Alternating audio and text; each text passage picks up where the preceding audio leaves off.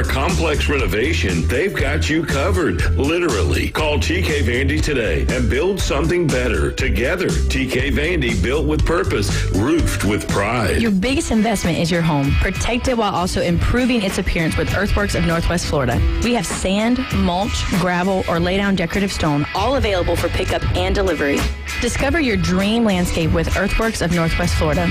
Imagine the moment you proudly pull up to your home that you've worked so hard for, enhanced by quality mulch, decorative stones, and more. Let's make it happen today. Request a quote online at earthworkspc.com or swing by the office at 2005 Industrial Drive. Love the land you live on. The possibility of lung cancer can be pretty scary, especially if you're one of approximately 8 million current or former smokers at high risk. That's why SaveByTheScan.org wants you to know that now there's a breakthrough low-dose CT scan that can detect lung cancer early, and it only takes 60 seconds. You stop smoking, now start screening. For an easy quiz to see if you're eligible, visit SaveByTheScan.org. It could save your life. SaveByTheScan.org is brought to you by the American Lung Association's Lung Force Initiative and the Ad Council. WGSX Lynn 8 and W Field 2, Port St. Joe. Panama City's home for Super Bowl 60. Powered by Panama City Toyota. And now, the Gulf Coast's newest sports talk host. Hey, there's the new guy. Paul Wilson. That is not winning football. Paul is your pipeline to the heart of the action. The defense can only play this good for so long. Hot takes, big reactions, and your calls are incoming. This week, it's really going to be crucial. The Sports Blitz. They're playing championship football. The new Sports Blitz. You can say what you want. On 104.3 ESPN Northwest Florida.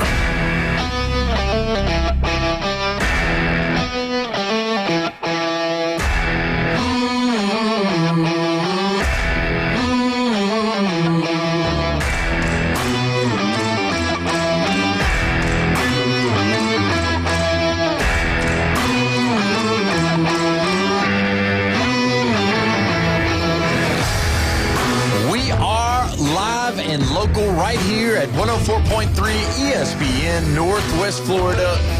This is the Sports Blitz with Paul Wilson. We're so glad to have you joined us today. We are live and local right here in Panama City Beach, Florida. It's 61 degrees, but it's not going to stay there very long. But either way, we're glad that we're having the good weather for the rest of the day. Don't forget, if you want to be a part of the show, you can be 850-215-6290. Don't forget, tonight, right after the show, we got the Magic and the Raptors at 6 o'clock right here at 104.3 ESPN Northwest Florida. As always, on a Friday, a little festive today, a little Mardi Gras festive. Jeff's got his Mardi Gras shirt on with a crawfish on it. So, Jeffrey, how you doing today? I'm doing good. I do have a correction, though. For all the locals, it is 61 degrees, but for all the tourists, it's actually negative 60 degrees. Please stay away. Stay away. Yeah. And don't bring the cold weather. It seems like that's what they're doing. They're all coming here, so they're bringing all the cold weather with them. So the jets are pulling all the air, El Nino, and they're pulling them right here onto the beach. I don't like it. And I'll call them out right now because, there was some traffic today, and there were some stupid drivers, an accident on Back Beach and everything, It's like, I see your license plate. I see you're not from here. You're not from here, are you? You're not from around these parts. I see that different colored license plate right there. I'm not Get a rope. Yeah. It's like, can we take a break, from just tourists for a little while? And I know this economy, really runs on tourists. Yeah, of course. And they help out the restaurants and the hotels and everybody, really, Yeah. I'm with you. And as always, on a Friday, we got Bone Crusher in the building. Bone Crusher, how you doing?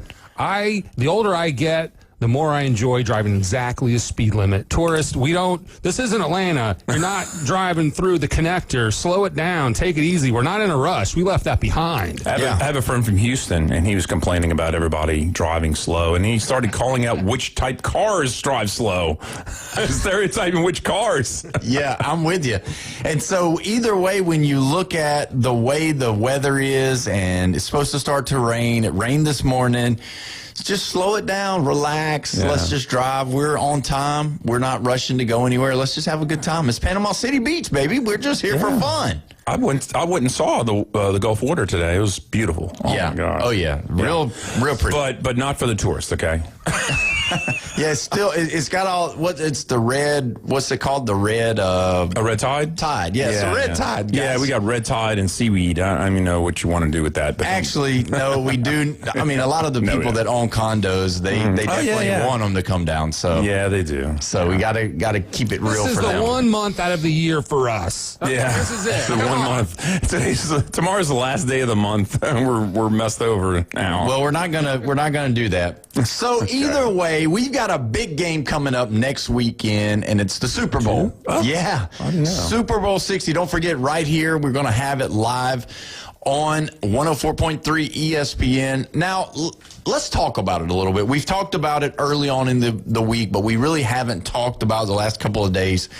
And you know, you got to think about these two teams that are coming to play. They're going to be playing in Santa Clara, and the fact is that you've got Sam Darnold and you got Drake May. Let's talk about Sam Darnold for a little bit. Do you realize that Sam Darnold is like, when people talk about Sam Darnold, they talk about him as being like this, you know, he come from USC, he failed, he went to the Jets, didn't do good there, went to the Panthers, went to the 49ers, went all around. He's been everywhere, so to speak.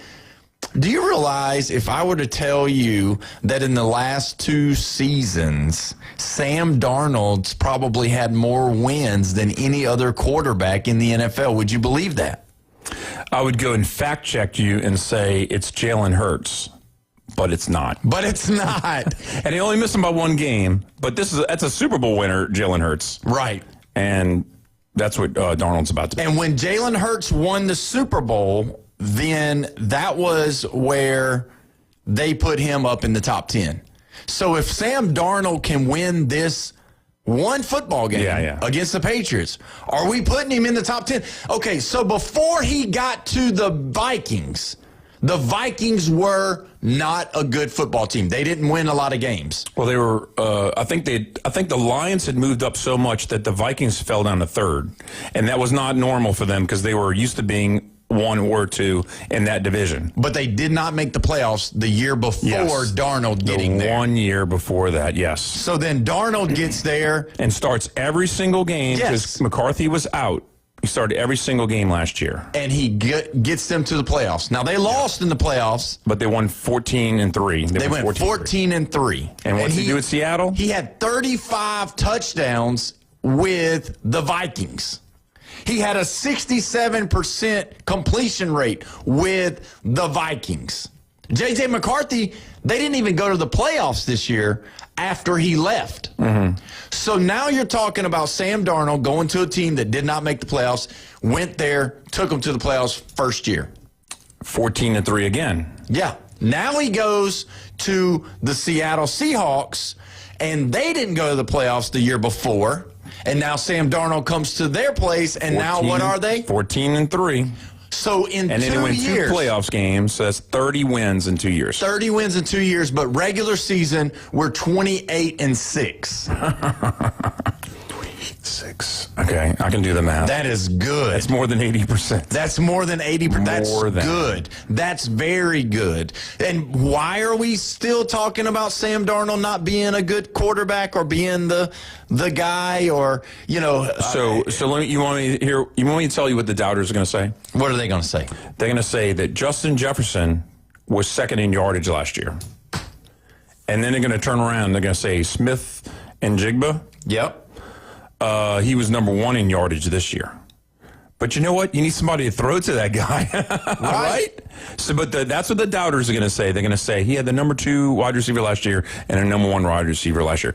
Well, why wasn't, Jefferson number 2 this year? Because he didn't have Sam Darnold thrown to him. Yeah. I mean, what really is going on? You can have the greatest wide receivers. Look at what the Falcons had. Drake London is legit. Bijan Robinson is legit. Kyle Pitts is a good tight end. Yeah. They're not winning games. They're not leading the league in receptions. Jamar Chase Jamar Chase is great. How many Super Bowls has he won? None. So we can blame it on the wide receivers, or is it Sam Darnold? Well, also, so there's an equation, right? You went 14-3, the Vikings did last year, and then went 9-8 this year. That's a 5-game drop, right? Right. What did the Seahawks do last year? 10-7. They're 14-3. That's a 4-game jump. 4 or 5 games is maybe what this guy's worth of a difference, is what I mean, which it makes them a playoff team. So are we going to see Sam Darnold sign a big contract? Are we going to see Sam Darnold be the guy that they depend on if he wins this Super Bowl? I mean, well, you're going to have to let me know. Is this a 1-year contract at Seattle? I'm not sure. We'll have to look that up on break. But, I mean, really, this guy, I mean. Yeah. He's winning. Who's done, in a 2-year span, though, who's done what he's done? Not even Jalen Hurts. So Sam Darnold could lose the Super Bowl and still be a game over Jalen Hurts in the last 2 years and wins. Because Jalen Hurts is 29, and he won 4 playoff games last year. Well, that's just, I mean, and they're sitting home watching now.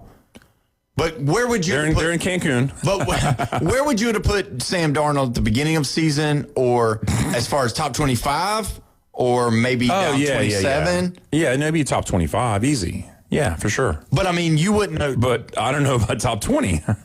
That's bad. Yeah. Absolutely not 15. I'd call you just crazy for putting him in at 15. They ain't happening. No way.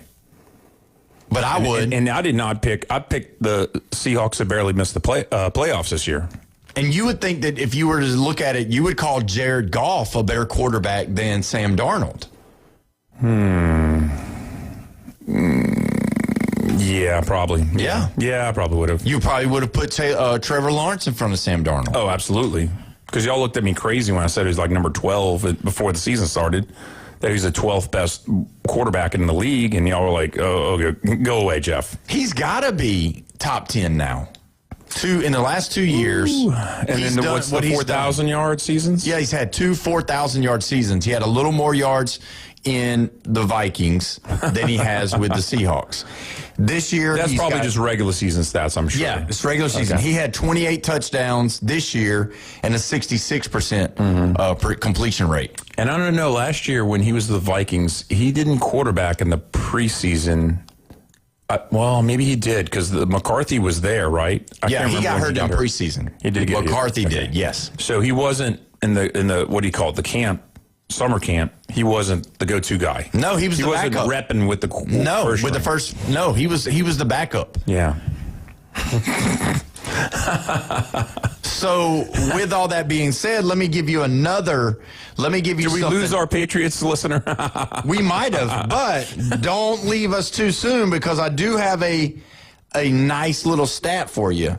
Do you know that Sam Darnold's career versus the Patriots, 1 touchdown, 11 turnovers, and 5.8% scoring average. So you can blame that on the team, but he's had 11 turnovers when he's played against the Patriots, and he only threw 1 touchdown. I might have just changed your pick. No. The Jets are horrible. And he didn't have a line. The only thing he had was a defense.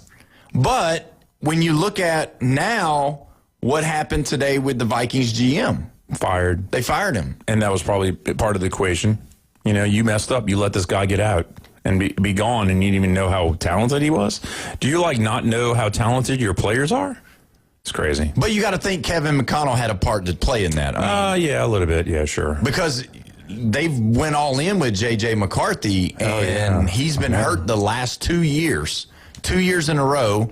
And realistically, when you look at it, I know he was highly sought after. He came out of IMG Academy, went to Michigan, played there, ended up winning a national championship. How much of that was Jim Harbaugh instead of J.J. McCarthy? Well, you can't look at resumes. Quarterbacks don't run around with a resume saying, "Hey, IMG national champion," and it's like, hire me. I want to be your quarterback. That's not what they do. There's an eye test, there's film and everything. And it's like, You know, I'm not knocking IMG. I know somebody who went to IMG, you know. I mean, they have talent down there, and they bring them in talented before they even play there, you know? Yeah.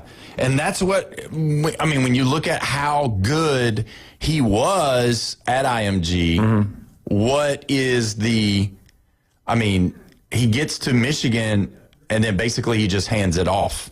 Yeah.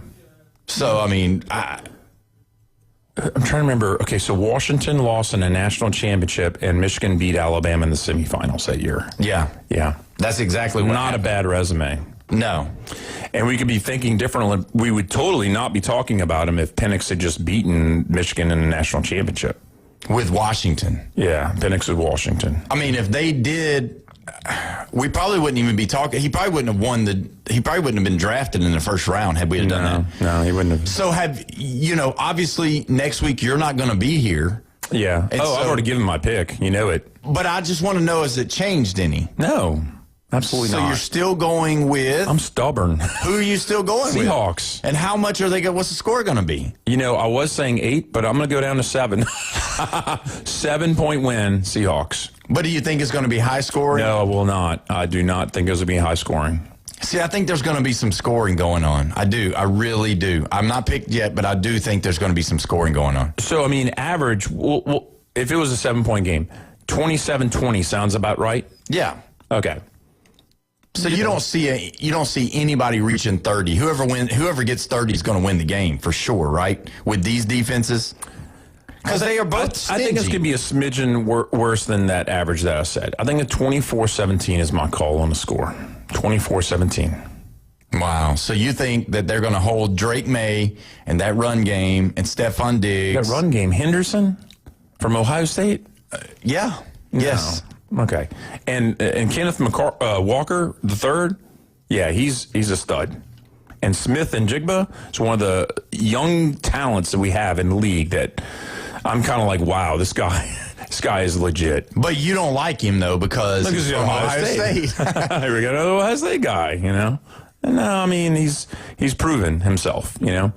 Ask me what I think about Marvin Harrison Jr. I've already figured that one out. You don't care for him much, and that's who they pushed more than they did. Absolutely. JSN. Yep. And JSN had just put his head down and went to work. Yes, he's a workhorse. So a lot of people thought Sam Darnold coming in, and then they lose DK Metcalf to the Steelers. Yes. Everybody really thought that maybe Seattle was not even, they kind of just snuck up on everybody. Oh, they did. And everybody's looking at the Rams and saying, oh, that's the team in that division. I said, oh, well, maybe the 49ers have a chance, but they weren't looking at the Seahawks. Do you know what the aggravation part of it is, though?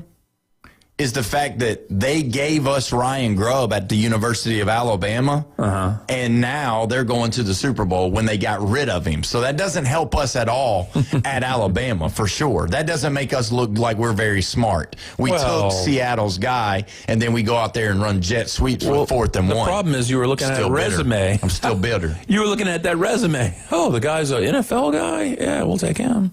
Well, he was at Washington with DeBoer before, and but that's just so aggravating.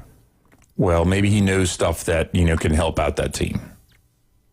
Like what? like how DeBoer likes or wants to get things done. And is convincing to the players.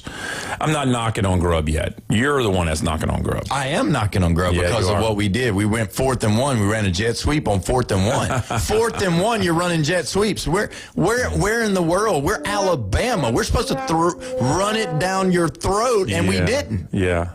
So either way, it's aggravating. It's a real. So you're still going to stay with the Seahawks. Oh yeah. You're still staying with them. You still believe in it. The Patriots did not get the opportunity to really show you their offense because of the blizzard. Yeah, you're right. And because Denver's defense is tough. Now, I will say this. Drake May did not practice yesterday because he was sick, and there have been dealing with some sickness in the Patriots camp, so he's allowing everybody to stay away if they're sick. So that's one thing. And then also, don't forget that Drake May's shoulder is kind of injured, but he says he's full go, he's going to be fine. But also, Sam Darnold has the oblique injury as well. He's played through it. You saw him a couple of times wince whenever he got took down a couple of times. I saw him, and I just wonder, Are we going to have to see a backup quarterback with both of these guys coming in injured, even though they've only had 2 weeks going? I don't know what's going to have to happen. So you want to see Tommy DeVito come in and play? DeVito. And then Drew Lock is the backup for Missouri. Seattle. He's a Missouri guy. Yeah. Jalen Milroe's still there, too, by the way. Oh, okay. Alabama guy. There you go. Who had more Alabama players? We got to look it up. I'm not sure, but I do know, I can give you for sure that Alabama... They both have a defensive guy, I'm pretty sure. Yeah, they both do. Yeah. I'll have to look it up on the break, but I'm pretty sure Alabama leads everyone in this Super Bowl with the most players. I'm pretty sure. Yeah, we'll have to look it up though. Yeah. You don't want to give me the victory. You want to wait. We gotta get the stats, Trust me, bro. Yeah. Trust me, bro. But I do know that Alabama leads all time with 54, just so you know. So there you go. But who's counting? I don't know. But you know what? I think actually Jalen Hurts is probably the only Alabama quarterback to lose the Super Bowl.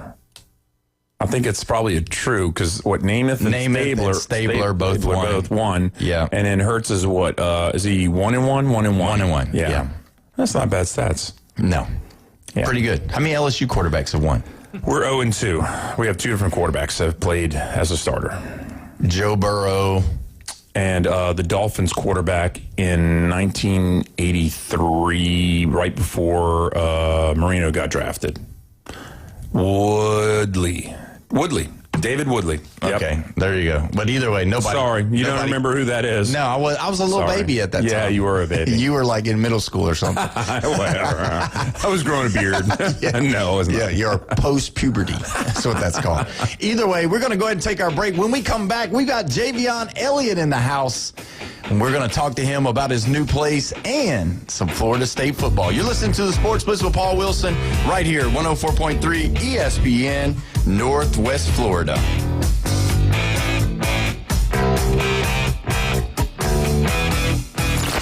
Reach out and smack someone. Call or text now. 850-215-6290. The Red 17 studio line. You've read the headlines. You've seen the highlights. Highway robbery! But how about the unfiltered truth? Steroid era, you can like it, love it, hate it, whatever. It's safe baseball. Since 2017, 104.3 ESPN Northwest Florida has been the undisputed leader for sports coverage on the Panhandle. If it matters in sports, it matters to us, and it matters to you. 104.3 ESPN Northwest Florida. This is Joanna with ESPN Northwest Florida. Here is your weather forecast on this Friday afternoon. The remainder of the day, some sun and 59 with a gentle breeze at 9 miles per hour out of the west-northwest. For tonight, some clouds with a very brisk wind and a low near 40. Tomorrow, a wind 25 to 30 miles per hour, mostly sunny, and a high around 49. For Sunday, sunshine and a high of 45. This weather forecast is sponsored by Mid-South Lumber, the best little lumber yard in Panama City. Thank you for listening to ESPN Northwest Florida. Rely on it. Are you living with chronic pain, anxiety, or sleepless nights? You don't have to just get by. You deserve to thrive. At Thrive Alternative Medicine on Panama City Beach Parkway, Dr. Laughlin and counselor Suzanne Clark provide a compassionate path to relief. From medical marijuana card certifications to professional mental health counseling, managing conditions like PTSD, chronic pain, and the complexities of cancer. Book online at thrivealternativemedicine.com. thrivealternativemedicine.com. Find the relief you deserve. Hewitt Tire and Auto has been in business in Panama City forever. Locals taking care of locals. From the smallest to the largest vehicles, they do it all. But don't take my word for it. Listen to the experts. Hewitt Tire and Auto, your certified AAA service center and hometown towing. Visit them online at HewittTire.com. On Airport Road in Panama City. 850-769-7323. Hewitt Tire and Auto Center and hometown towing. College Basketball Saturday on ESPN Radio. It's a showdown in the ACC. In the front court, left open, triggers the three and buries it. The SMU Mustangs head to Louisville to face the Cardinals.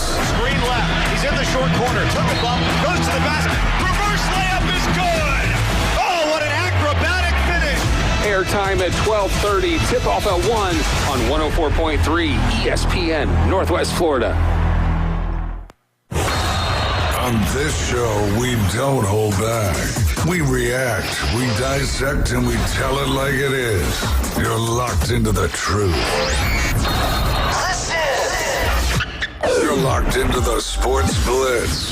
104.3 ESPN Northwest Florida.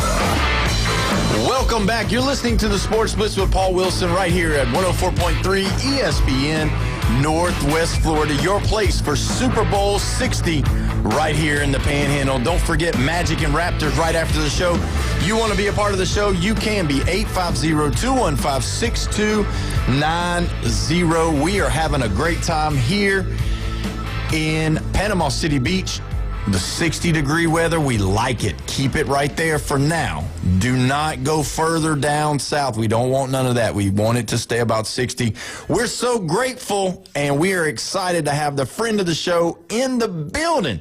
Been texting a lot, trying to get our schedules going. We've got Javion Elliott. How you doing today, my friend? I'm doing great, man, and it's a great opportunity.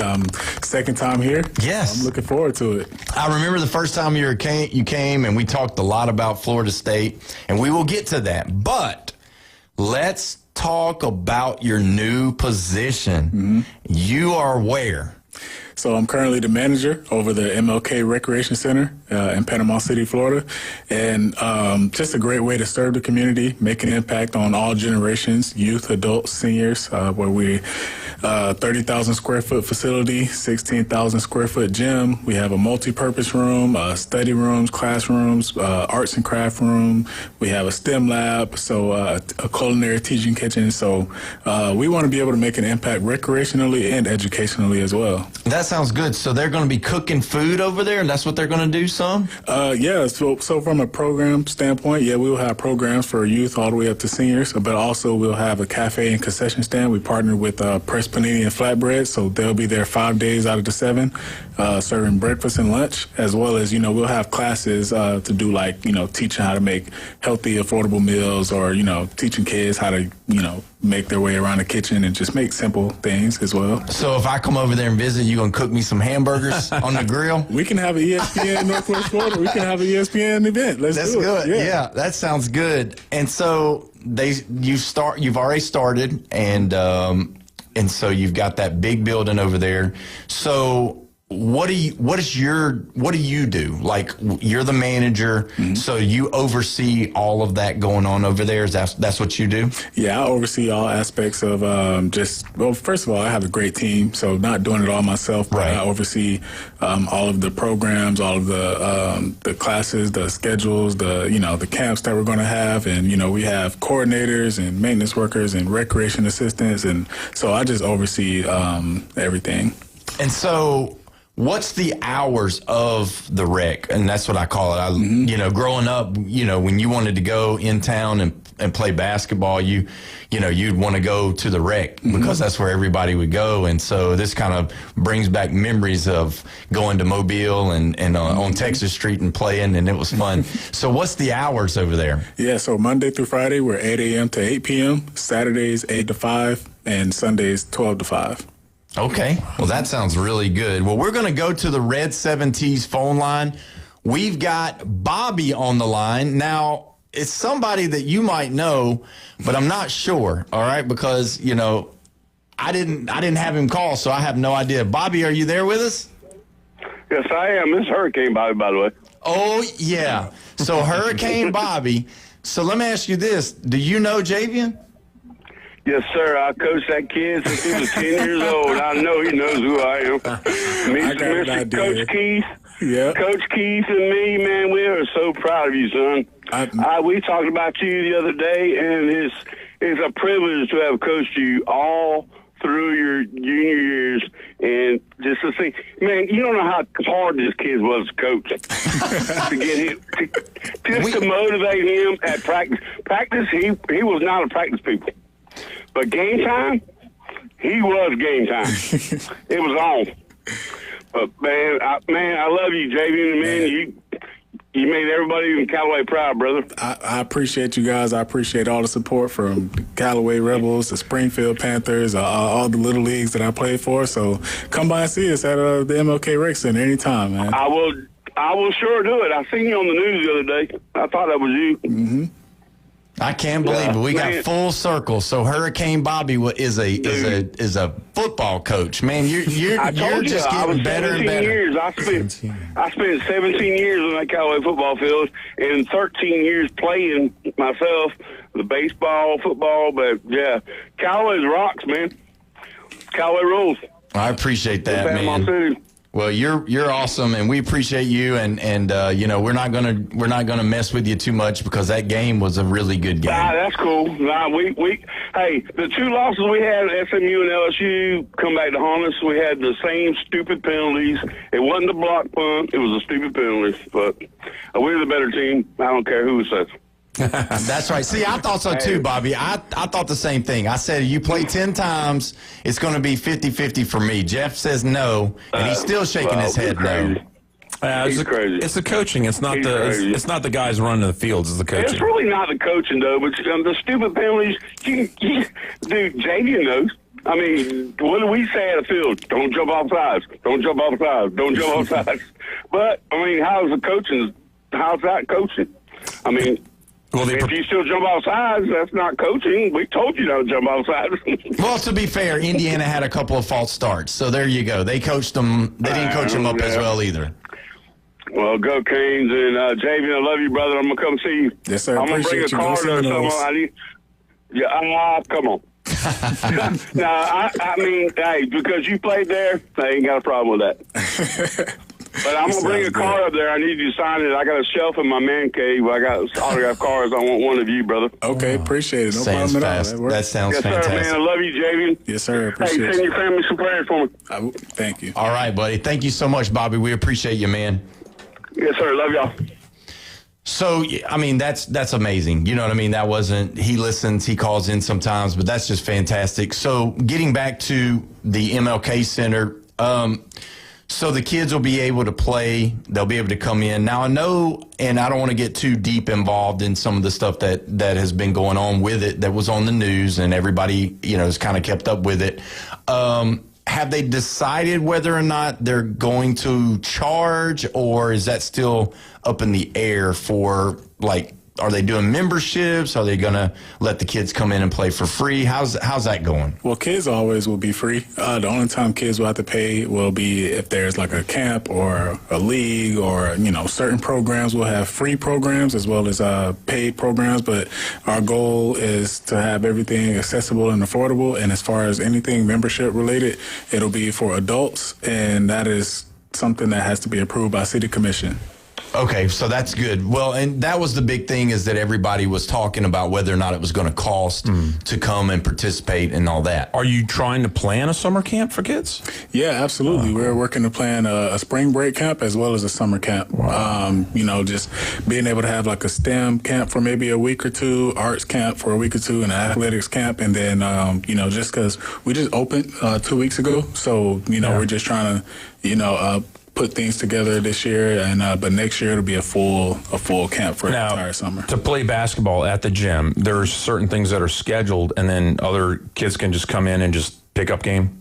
Yeah, absolutely. So right now we have certain days for basketball, and then we have certain days blocked off for volleyball as well. So we want to welcome everyone to come out to participate in adult basketball times, youth basketball times, and likewise for volleyball.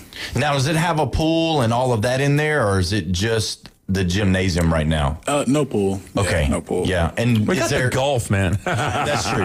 And what about is there a playground outside and that kind of stuff as well for the kids to get outside too? Absolutely. The playground is a public park, so free to everyone. We have a playground with a nice slide and, you know, swings, as well as a multi-purpose field that's about 40, 50 yards, and an outdoor basketball court as well. Okay, so they can come out there and play too. Well, that's really good. Let me ask you this. I know last year you did some camps on your own for the kids in the community. Are you going to do something like that this year? Yeah, I actually just spoke with our team at Florida State, FSU, Panama City, and we just talked yesterday about revisiting those conversations and setting something up for around June, the first weekend of June, when school gets out. Oh, that's fantastic. Well, that'd be good. Maybe we can be a part of that somehow, some way we can get. You're too old to be a camp member. No. I'm not talking about competing. I'm not talking about I'm just talking about the ESPN brand. Let me slow down. I love the tease ball. Well, one thing I did think about is like something, just an idea, maybe having like organizations like almost like an all-star weekend, just like a skills camp. Obviously we can't, probably not a full game, but maybe like if ESPN, y'all want to do like a 3-point shootout and compare it to just competing with, just bringing organizations together. So that's just an idea. It's nothing in play yet. That sounds really good. I would definitely beat you in that for sure. No, you should just bring out some teenagers and they can posterize me, like just dunk over me. I'm a little tall. 6'3's not a little tall anymore. It used to be. If they could jump up and like dunk on me, that'd be awesome. Yeah, well, we'll probably get that going. So let me ask you this: now you were coaching with Rutherford. Mm-hmm. Are you going to continue this year to coach again? No, I just made a decision to focus on the rec center and serving in that way. Eventually, I'll get back into coaching as well as training kids, but right now I just wanted to get this off the road and just get this ball rolling.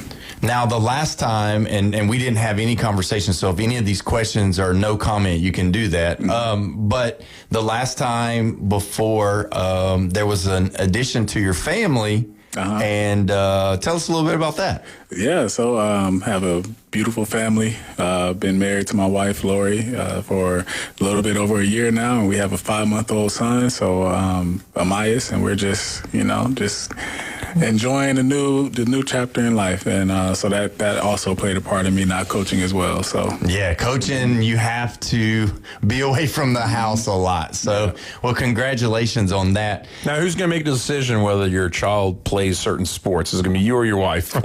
Honestly, my wife, she was an Olympic qualifier for wrestling. So oh my God, wow!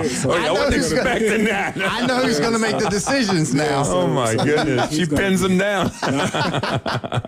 Yeah, so he's going to be jiu-jitsu, wrestling, football, basketball, whatever he wants to do. We're not going to force anything on him, but we want to expose him to everything. So yeah. And he's going to pull for the Alabama Crimson Tide. No. If they offer him, it's not personal. Yeah, that's right. Now just remember, LSU's a baseball school. That's true. Yeah. Let's talk about that. Let's talk about Florida State. Now, obviously, they had a tough year. Tommy Castellanos had good games, bad games, and that kind of stuff.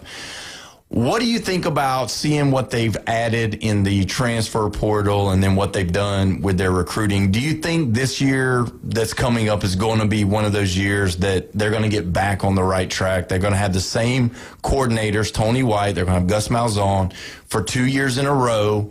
Obviously, this year being the first year that they both were there. Do you think that's going to help? Do you think that's going to maybe start, being able to evaluate the talent that they have to be able to put them in the right position to win the ball games?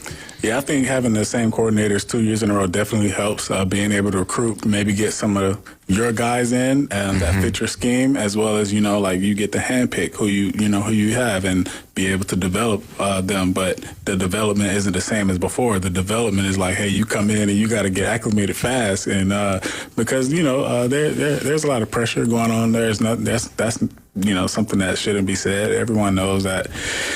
He was on a hot seat. And, they told him we'll extend him another year. So all the coaches, they know, and I met with some of them, and I believe they're great. It's just a matter of putting it all together in a short time frame, because the lease is unfortunately short. I hope week 2 y'all got SMU. Florida State does. I don't want to say it's a must win, but it really would be nice to be 2-0 going into Alabama game.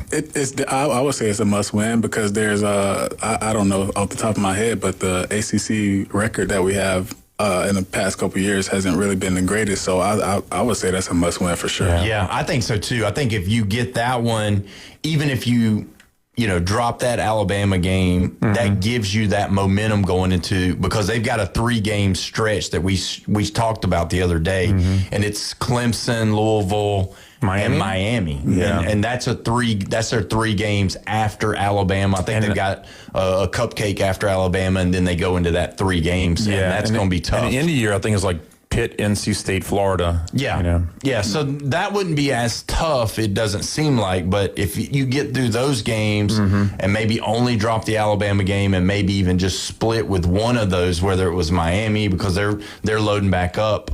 But, I mean, they could look really good going into getting past Clemson, getting past Louisville, and then, that would be okay if they lost to Miami, because probably Miami would be highly ranked and Alabama could be too at that point. So that would be a pretty good one. Let's move it over to the NFL. We know that you played with the Buccaneers and you played with the Panthers. How cool was it to see the Panthers get into the playoffs when nobody really thought they would? And then if you looked at that game against the Rams, they were tough. Yeah. And Bryce Young really has, stepped up another step. I mean, how did it feel to watch some Panthers get out there and get chasing some playoff win? I think it was great. The Bucs, they've been on a run in the NFC South. Yeah. So, just seeing how they played against Seattle, seeing how the Panthers played against the Rams. They beat them earlier in the year. They kind of were going like back and forth. They would win one and then lose one. So, but I think it was great for them to get that opportunity and to show that they can compete. I think it's going to make the NFC South a little bit more interesting. And attainable. So I think it was great because they were down for quite some time. Yeah. And just to see that, I think it was great. And they had the opportunity to advance. The game was close from what I remember. It was close. Oh, so yeah. The effort was top 3 in the whole playoffs. Yeah. And I mean, Matthew Stafford, he's probably going to win MVP. And I mean, it took everything they had from Puka to Stafford, all those guys. They tried to put him away. They couldn't. Yeah. Just too much power. But, get Bryce in the offense some more weapons, and then just continue to defensively, continue to get better. I think they're brewing over there. Their defense was solid this year. I mean, especially that back end. The back end was really good. Let me ask you this. This is going to be a little bit off kilter here, but Jameis Winston, you didn't play with him at Florida State. Yeah. You did play with him? Yeah, we were teammates. Okay, I didn't realize that. Okay, so you played with him, and then you picked him off in the pros. That was your first pick. Yeah, we were teammates at Florida State, and we were teammates at the Bucs for 3 years, and then I went to Carolina, and then you picked him off. Yep. Okay, so the question is he really crazy? I mean, is he really like that? I mean, is he really crazy? Like he just will say anything to get you motivated and pumped up? He is. That's exactly what you see on TV and how he is. That's how he's always been. I think the last couple of years it's been highlighted even more. Yeah. But he's always from college. He's always been like that. But to see his growth as well, because seeing him, being teammates in college with the Bucs, and then seeing how the growth, the maturity, the leadership, it's great to see. So he's always great to be around, and he's definitely a great leader and a great encourager as well. So we don't have but a couple more minutes. Let me ask you this, because even talking about that, it's easy for people that haven't played the game or is just a fan of the game to judge people and say, oh, he's sorry, or he's not very good, or man, he's not that good. Tell us how hard it is to play in the NFL. Like, how hard is it from the standpoint of not just athletically, but having to study, having to know your assignments, you played in the back end on the defense, having to because everybody focuses on what the offense changes, but the defense changes too sometimes. Whatever they're lined up in, y'all might get a different call too and change your defense, and you got to know where you're going, who you got, and communicate with someone that you can't scream across and tell him you got him, I got him as much as you want to. Yeah. Just kind of touch on that a little bit. I mean, it's billions of people in this world, and it's over 1 million high school athletes that play, and going into college, it's like 7% chance to go D1. And it's like a 1% or less chance to even get in the NFL itself. If you take any arena in NFL, the amount of football players that played in there would not fill up the arena. Wow. That's how it's probably only like around 30,000 that may have played in the entirety of the existence of the NFL. And the average, to your point of how we call that the game within the game, the chess matches, the decisions that have to be made in a split second pre-snap, during the snap, and post-snap as well. And the average play snap is only 6 seconds long. So, having to be able to make all these communications and these checks while also being able to talk to your teammates and see what the offense is doing, and all 11 that have one job be united into doing your job as one. Not knowing, like, every day your job isn't guaranteed. The average NFL career is around 2 years. And a lot of players don't know if they're going to be in the building the next day.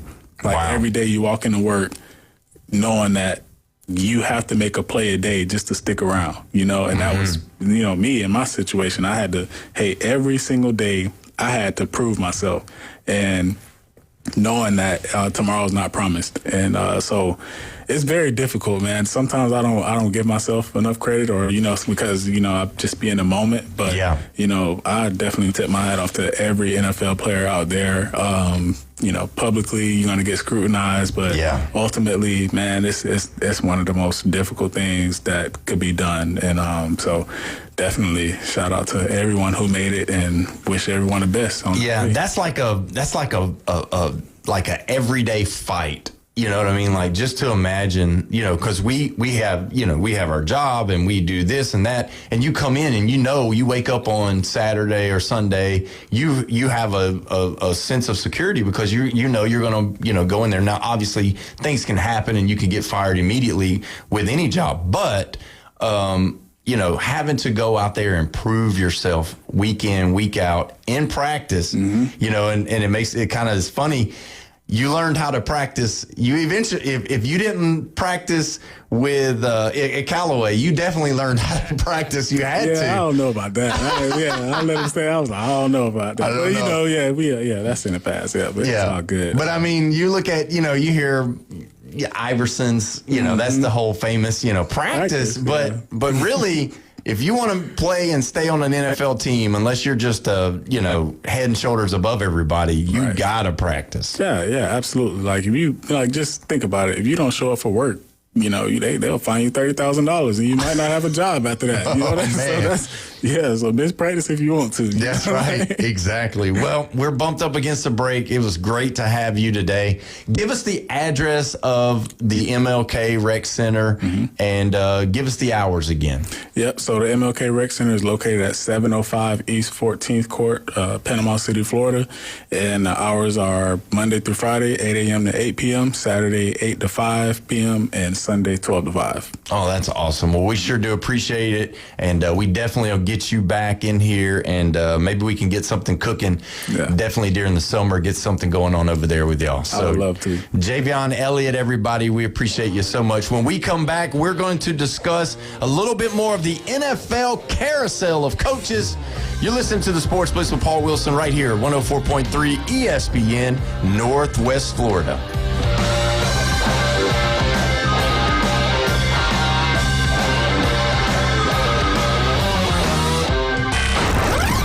Taking your hot takes, rants, and takedowns. Let's hear it on the Red 7T studio line. 850-215-6290. It's the PCB Hobby Takeover with Todd. Mondays at 5:20 on ESPN Northwest Florida. That is a very high-end card and very rare. Todd talks about coins, trading cards, collectibles, and the amazing stories behind them. It was the first one that's ever come through my door. Plus, we'll be taking your calls and questions at 850-215-6290.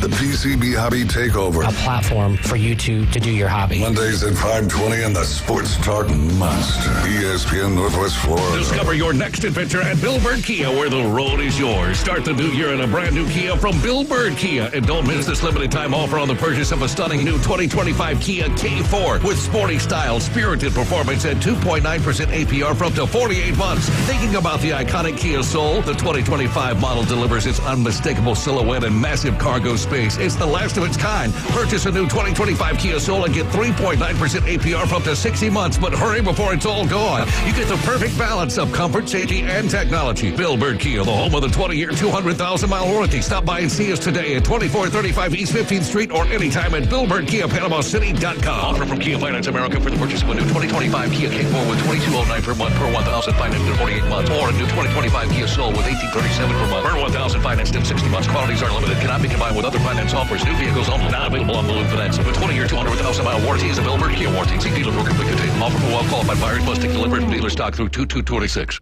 You've been low-key thinking about dropping a podcast. Well, now is the time to start, brah. Sports, politics, finance, science, health, real estate, music, interviews, surfing, conspiracy theories, or alien abductions. Ready to main character your own content? We can make it happen with Turnkey Podcast Productions from 104.3 ESPN, Northwest Florida. Our local, modern, state-of-the-art multimedia recording studio is now available for booking, starting at just $100 an episode. Take your fandom to the next level. For more information, text the keyword studio to 850-215-6290. Text studio to 850-215-6290. Text studio 215-6290 or jam over to ESPNPC.com. Bruh. College Basketball Saturday on ESPN Radio. It's a showdown in the ACC. In the front court, left side, left open, triggers the three and buries it. The SMU Mustangs head to Louisville to face the Cardinals. Screen left. He's in the short corner. Took a bump. Goes to the basket. Reverse layup is good. Oh, what an acrobatic finish. Airtime at 12:30. Tip-off at 1 on 104.3 ESPN, Northwest Florida. Call-ins are not welcome. They're expected.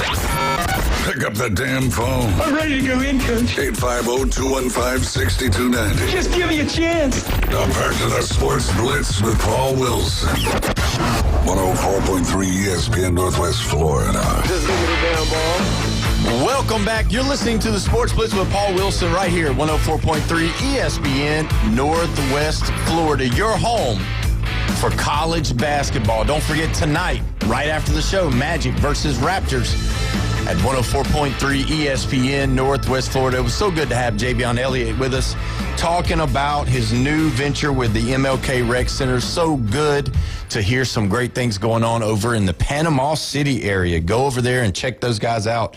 I'm excited about going over there myself and checking them out. Now, I know we've been talking about the Super Bowl and all of that. Well, the jerseys have been decided. It looks like the Patriots are going to wear the white jerseys. Now, will the Patriots win the Super Bowl with their white jerseys? Because let me tell you this, the Patriots are 4-2 in the Super Bowl when they wear their white jerseys. I was worried about that color coordination. I really was, Paul. Now, Seattle, that means that they're going to be wearing their dark green jerseys. Oh, gross. So their dark green jerseys. Okay, can I change my pick? Really?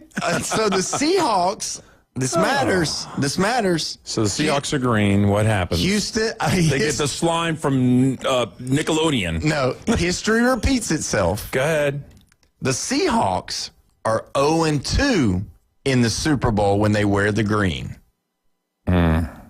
So the Patriots are 4-2 when they wear the white. Seattle, when they wear the green, they're 0-2. So there you go. So white jerseys as a whole. No, listen. Hold on. The jersey color doesn't matter. It's whether you're Dunkin' Donuts or Starbucks. No. All I'm saying is. Which one? All I'm saying is the white jersey is 15-5 in Super Bowl. What do you mean? Oh. The team that wears the white jersey. Wait, how can that be? It's Super Bowl 60. I'm just telling you. Are there teams, is there Super Bowls where there's not a white jersey? There wasn't a white jersey. Is that crazy? That's crazy. That doesn't even sound right, man. I'm just telling you. So I just ask me what the Saints are wearing. I don't know. Black. Okay, well, they didn't. They won one. Yeah. Right? 1-0. That's all that matters. Well, let's just look at some of the NFL. You aren't asking me why I got my money out. Okay, why you got your money out? So, Jeffrey, if you're not watching Facebook, just for the listeners on the radio, he's got his money out. And I will tell you, it's a bunch of ones. No, it's got some fives in here. I need a loan, Paul. Okay. Because you know what just happened? What? The Seahawks are up for sale. What do you mean? After the Super Bowl, the Seahawks are up for sale. They're selling the team. Are you kidding? I am not making this stuff up. How did this happen? There's stuff that happens while we're on air. It's just crazy. So the Seattle Seahawks, after they... Yes, not the Portland Seahawks. The Seattle Seahawks are up for sale. After the Super Bowl. After the Super Bowl. They're selling the team. They're selling the team. So what are you So trying I need a loan, So you're Paul? trying to get a GoFundMe going Yes. so that you can buy the Seattle. GoFundMe to buy the Seahawks, to bring them Panama City. The Panama City Beach Seahawks. So if you were to have the team next year, would you have Sam Darnold as your quarterback? Yeah. Okay. Well, I don't know. Big Nate. All right, we're going to go ahead and go to the Red 7Ts phone line. We got Big Nate on the phone. Big Nate, how you doing today, my friend? Besides repping the Southport area, my new home. Come on. Because I went from one Pacific Northwest, Seattle, to another. That's right. That's Northwest, Florida. So I've got some semblance going on, there. And I'm telling you right now, it don't matter what color jersey we wear. Okay? But you could have gone blue. I wanted to go Skittles pattern, but they couldn't get the contract. Have Beast Mode as an honorary captain, the whole thing. So the last time they wore the white jerseys against the Seahawks, we lost because we gave them a game. So that was the charity game. Now we got to take it back. So would it be ironic if the ball was on the 1 yard line and Seattle had a chance to win? Do you think they're giving it? Do you think they're going to hand it off to Walker, or are we throwing the ball here? No, it could be quarterback sneak from Darnold. What are you talking about? That's right. He's just going to take control and say, I'm getting this one. So let me ask you this. Since you are a Seattle fan, and we've been talking about how dominant for the last 2 seasons Sam Darnold has been, and now Jeffrey just said that it's just come across the wire that Seattle Seahawks are now going to be up for sale. If you had the opportunity to own the Seattle Seahawks, would you say Sam Darnold's going to be our quarterback for the next couple of years at least? Well, he's under contract.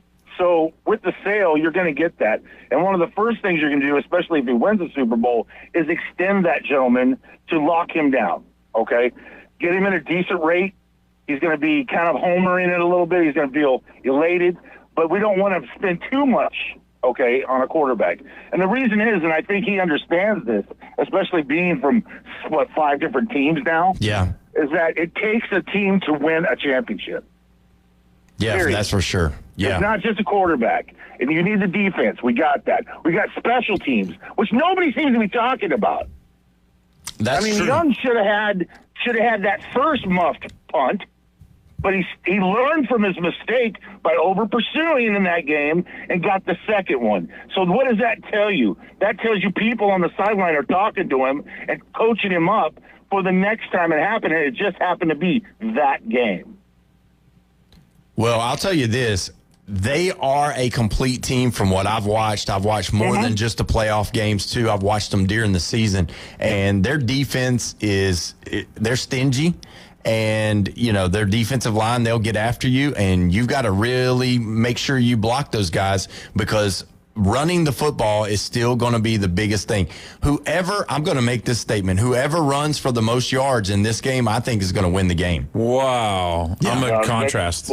I think so. I think the Seahawks are going to win in rushing no matter what the outcome is.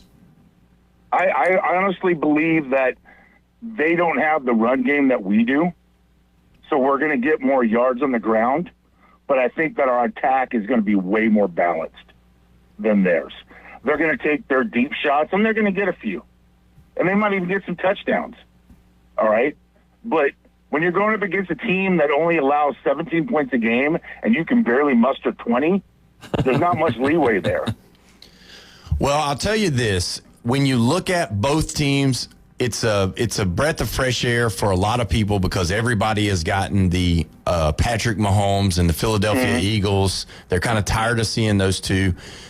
This could be. I was pushing for Josh Allen, honestly. I wanted the Bills in the Super Bowl. Yeah, I mean, that was my pick from the start. So Yeah. Well, we're bumped up against the break. Give us your score. Buddy. Give us your score before you leave. I'm going to go, you know what, I'm kind of a weird guy. I'm 25 because that's my two favorite numbers, 5 and 5. So 25-19 Seahawks. 25-19. Sounds like there's a safety in there. Well, you know, we can make it up in different ways. Well, we appreciate the call. Conversion. That's right. We appreciate the call, Nate, so much, man. We'll talk to you later. You guys are the best, man. Thank you, buddy. When we come back, we are going to talk about, there's some more cheating going on. You got to listen to this. This is crazy. You listen to the Sports Blitz with Paul Wilson right here at 104.3 ESPN Northwest Florida.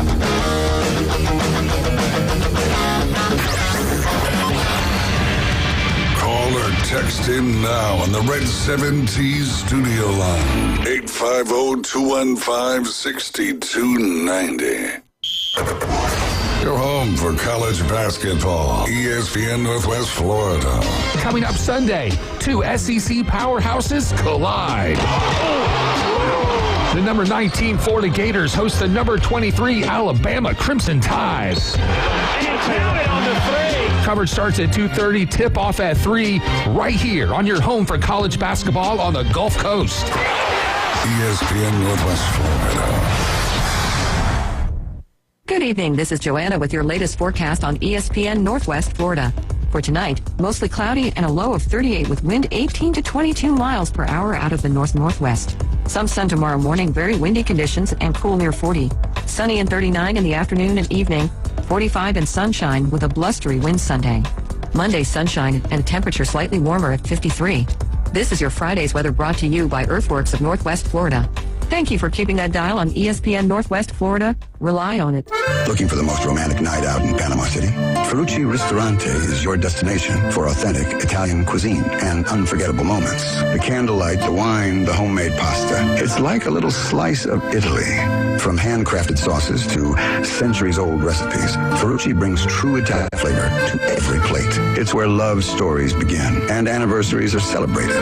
To reserve your table, call 850-913-9131. Ferrucci Ristorante, Panama City's most romantic escape. Looking to upgrade your truck? It's Blue Diamond Truck Accessories in Panama City. They sell, service, and install it all. Light kits, bed covers, bumpers, winches, lift kits, and any trailer hitch you can imagine. Blue Diamond Truck Accessories, just west of Frankfort Avenue on 15th Street. Find Blue Diamond Truck Accessories on Facebook or call 850-914-0265. Blue Diamond Truck Accessories, 850-914-0265. WGSX Lynn 8 and WVLQ Port St. Joe. Panama City's home for Super Bowl 60. Powered by Panama City Toyota. College Basketball Saturday on ESPN Radio. It's a showdown in the ACC. In the front court, left open, triggers the three and buries it. The SMU Mustangs head to Louisville to face the Cardinals. Screen left. He's in the short corner. Took the bump. Goes to the basket. Reverse layup is good. Oh, what an acrobatic finish. Airtime at 12:30. Tip-off at 1 on 104.3 ESPN Northwest Florida. This is the Sports Blitz, where we don't have guests. We have punching bags. The Sports Blitz on 104.3 ESPN Northwest Florida.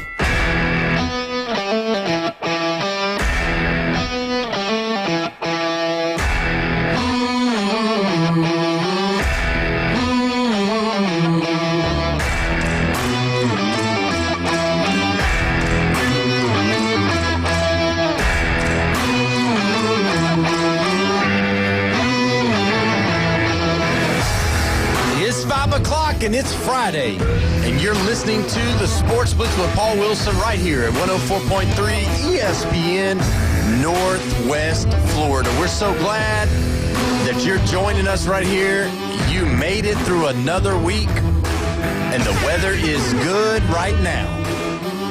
But Saturday and Sunday is coming, so you might want to do anything you can right now.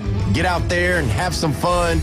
while you can, because it's going to be rainy, it's going to be windy, it's going to be cold coming up the next couple of days. It's going to be so cold that I think I'm not going to do anything on Sunday if I don't have to, because it's going to be freezing outside. They say the wind is going to be at like 20 miles an hour, and it's already going to be in the 30, 40 area. So it's going to be outright cold. So all you northern people, stay away.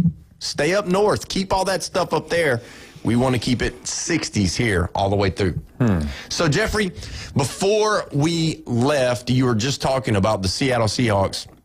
Give us a story about that. Let us know what happened about this team now up for sale. Tell us what's going on. So, Paul G. Allen, who is co-founder of Microsoft with Bill Gates. He bought the Seahawks, and then he passed away in 2018, and his sister is the executor of the estate, and so she's been holding on to the estate for, 7+ years, and Jody is a female, and she's been holding off, and then now, we're at a point where they're in the Super Bowl again, which they haven't been in the Super Bowl, it's been like 10 years, I believe.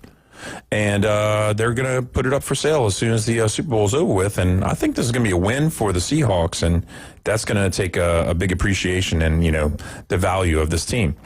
Now, whether they stay in Seattle is, I haven't read about that, but hopefully they'll stay in Seattle. Because they lost the Supersonics, remember? Yeah, but he also owned the Portland Trailblazers too, right? Well, he did, and then he passed away in 2018. So, true, the state also owns that. So they've got that plus the Seattle Seahawks. Yeah, so you want to talk about Pacific Northwest, that's kind of like two big names, really. Yeah, and when you think about prime time selling, what better time than to sell is when you're in the Super Bowl. Sell it like it's hot. So she's making a very good business decision, I would assume. Yeah, and she's not the only benefactor of the whole estate, but, Yeah, so let's go through some of our NFL news. I know we talked about it right before we came back on. Can you believe that Joe Flacco has made the Pro Bowl? Now, this is what's going to be crazy. This is the first time. It's nuts. Can you believe that? I do believe it, but, the success that he's had in, just in the league, but he's just not always been that top 5 quarterback, we'll say, So that's going to be the question. So we've been talking about the Hall of Fame, and we've had, discussion about Bill Belichick not being a first ballot. And then you've got Eli Manning, who now has passed through the second year. He's not going into the Hall of Fame right now. Do you think there'll ever be a day where we say Joe Flacco gets in to go to the Hall of Fame? No, probably not. It has so many good defenses, And I'm not saying that Eli didn't have great defenses with the Giants. Look at Michael Strahan, So you believe that the Ravens, the reason why they won was because of the defense. It wasn't because of Joe Flacco. Absolutely. They're the most defensive, just weighed heavy on any other franchise. Is there, other than the Steelers, is there any franchise that has had more dominant defenses over a long period of time? No. None. No. Not the Cowboys, not the Eagles, not the Patriots? No. If you look at the Patriots, the way they played in Super Bowls, for the most part, it was a defensive stand. It really wasn't a dominant offensive play. Because the first time Tom Brady won a Super Bowl, the Rams were, the greatest show on turf? 17 points. Yeah. Ask me what the Rams, when they lost to the Patriots in I don't know, it was 2017 or 18. I think it was 18. They scored 3. Nobody's ever scored 3 in a Super Bowl until that point. Well, and that's why I think when you look at someone like Flacco, because of his age and because of his longevity, he's going to have stats. He's going to be in the talk of stats because he's had so many years. This is what I found that was so kind of interesting about Joe Flacco. The fact was that Zach Taylor with the Bengals, because he's the backup at the Bengals now, had offered him to stay on and wanted him to stay on. But Flacco said no. He turned it down and said he wants to go have an opportunity to start. I know. That was crazy. And then he played against his old team, right? No. I'm saying for next year. Oh, for next year. Okay. Yeah. He was with the Browns. He's with the Browns. He went to the Bengals. And now he the played Bengals. against Browns after he landed with the Bengals. Right. Yeah. But what I'm saying is the Bengals offered him to stay, but he's turned it down because he wants an opportunity to start. So he still feels like it. 18 years, so that makes him like 41 or something like that. Yeah, probably. he's 41. I think he's going to be 42 next year, so that's going to be crazy. Can you name the university he went to? Yeah, Delaware. Yeah, that's crazy. Mm-hmm. Delaware. Now, the significant thing about Joe Flacco is that there was a lot of people talking at the Senior Bowl about him. So the Senior Bowl, as it was, he went down there and dominated. He was really good. So that's what happened. That's how he got his name on the map. He got the opportunity to go to the Senior Bowl, went to the Senior Bowl, and then showed out during practice. And with his big frame and all of that, like I think he's like 6'6", 6'7", something like that. 6'5". And so he was able to land with the Ravens. And this is the day after you talk smack about North Dakota State not having a good track record in the small schools and Division I AA or FCS, whatever you want to call it, that they don't, have success. But here's Flacco. Yeah, you got Flacco, and then you got Tony Romo. Out of all of the other groups, that's your two guys that came from what you would call smaller. Yeah, smaller. Because like Randall Cunningham, UNLV is not small. No. Wyoming is still in the WAC, Yeah. Or now it's Mountain West. Yeah. But yeah, if you look at it, it's just those two that pretty much came. I mean, you do have Carson Wentz, but I mean he hasn't done anything. No, he hasn't. But him and Trey Lance they both were from the lower level football, and they didn't. Other news that come across that we're going to share with you as well. This was a shocker to me. The Atlanta Falcons have decided to part ways, or they're going to part ways with Kirk Cousins. That's amazing. I thought for sure Stefanski was going to keep Cousins. I thought that was going to be the move Steady forward. as ship? Is that what that is? I think so. You know how when you bring in your guy or when you draft a guy, we'll see nobody in the building now is going to be tied to Michael Penix Jr., and he was injured, and it still was a question mark. It still is a question mark whether or not he's going to be able to go and be that guy for him. And I thought for sure that Kirk Cousins would be the one to steady the ship, get you a couple of more years, get your money's worth that you spent all the money on. They spent a lot of money on him. And you could cut your losses with Penix because he's still on the rookie contract. Yeah. That way you'd be able to save your money. Well, I mean, don't you try and negotiate with the guy and say, hey, don't you want to start? Because you're probably going to have to start someone else, and maybe save some money from this year's contract. Because I know a lot of it's front-loaded and guaranteed and all that kind of stuff, but can you save some money that, you would spend on one this year in the future if you do cut him like this? Well, Kirk Cousins was a huge contract. That was what was so crazy. It was over $100 million for like 6 or 7 years. Yeah. And you would think that was the way because they actually looked pretty good. They won some football games. Well, they had the same record as the Panthers and the Bucs. Right. And he won those last few games, and that's just kind of surprising. So Stefanski must be a Penix fan and must be ready to go. The other news that we wanted to bring to you is that Todd Monken did meet with, looking like QB1, Shadur Sanders, yesterday, and at the Cleveland Browns complex. And if you remember, there was a question of whether or not the Ravens were going to step up and draft Shadur in the draft. And from what was said and what's been said, that Todd Monken was a part of wanting Shadur to come to the Ravens to be the backup for Lamar Jackson. Now, the second part of this that's kind of unique, when Shadur was looking to go to college, Todd Monken was at Georgia, and he recruited Shadur Sanders there as well, and they offered, I believe, with Monken there. Wow. So you got the 3 years or the 2 years of wanting him, and then now you finally got him. And with the way they met and when they were talking, the words by Todd Monken were, I finally get you after all these years. And do you believe all that?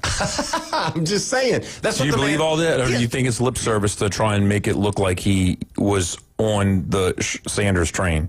all this time. It looks like he is on the Sanders train. It looks like it. I'm not sure if I believe the words, though. So because a lot of times Sanders gets passed by in what he thought he was going to go second round, maybe late first or whatever, and he fell in the sixth or whatever it was round, and he said, "I'm going to make those people pay that passed up on me." Well, that's everybody you're going to play.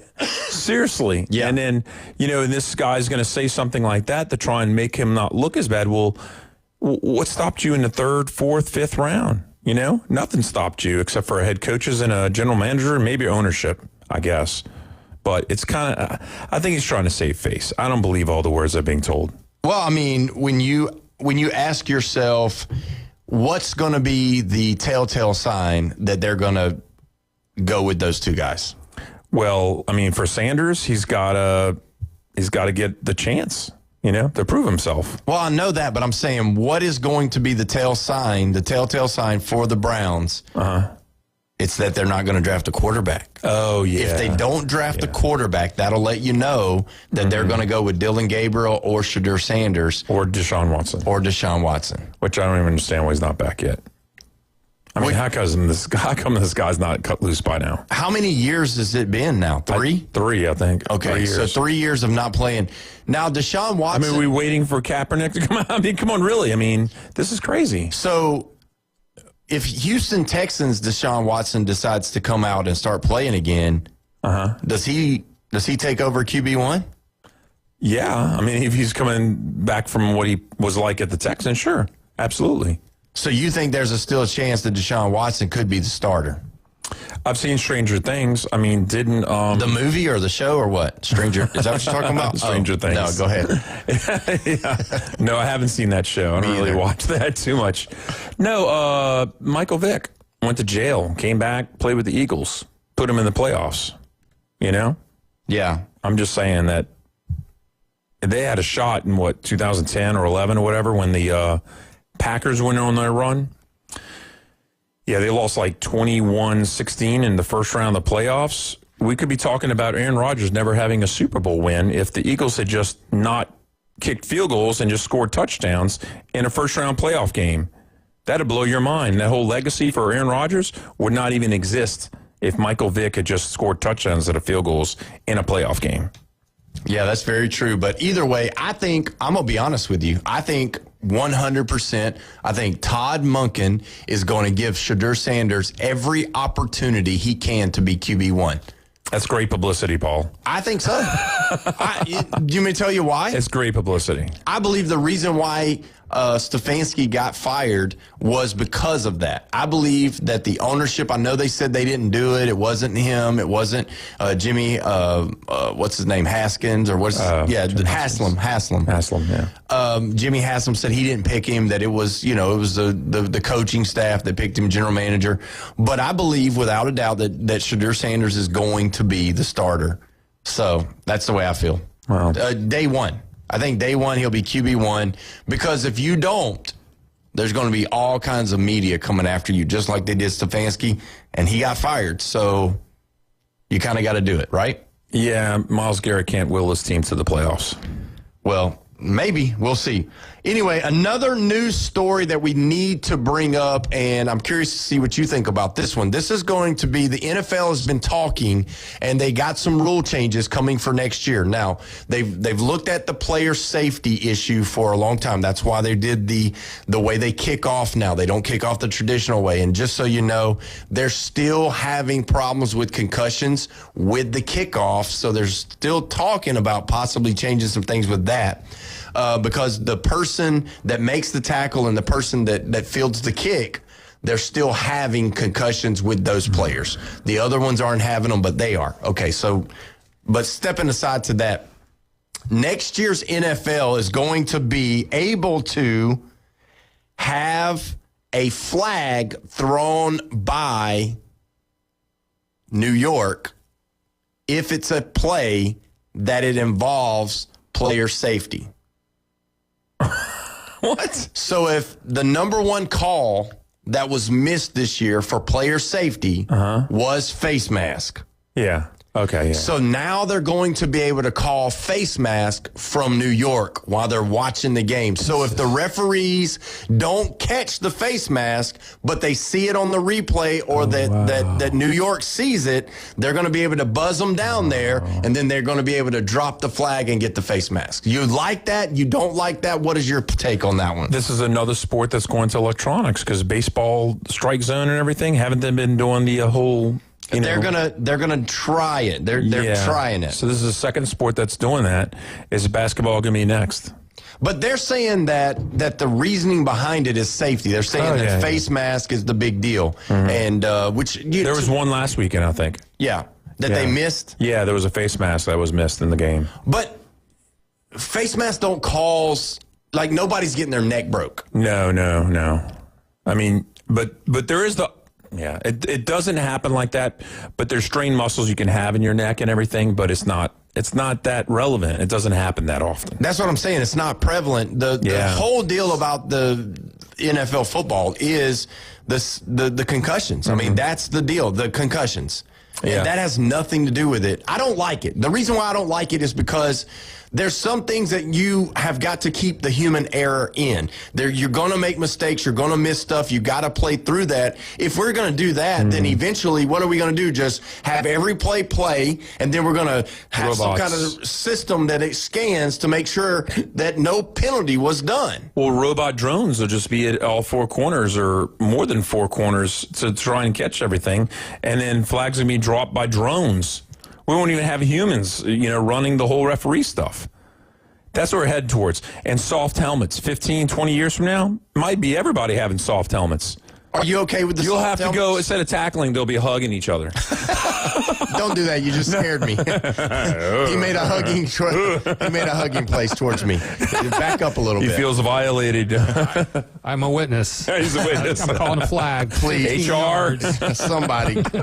I'm glad this table's between us. So seriously, though, Bone Crusher, we don't want people to get hurt. But do we want to get to the place to where now? We want the plays to be called correctly. And when it comes to baseball, same example. I'm tired of refs missing the call, costing the game. And you know what? This is just a setup. They're going to try it out here and try to implement it further. So this is the next step to getting it right.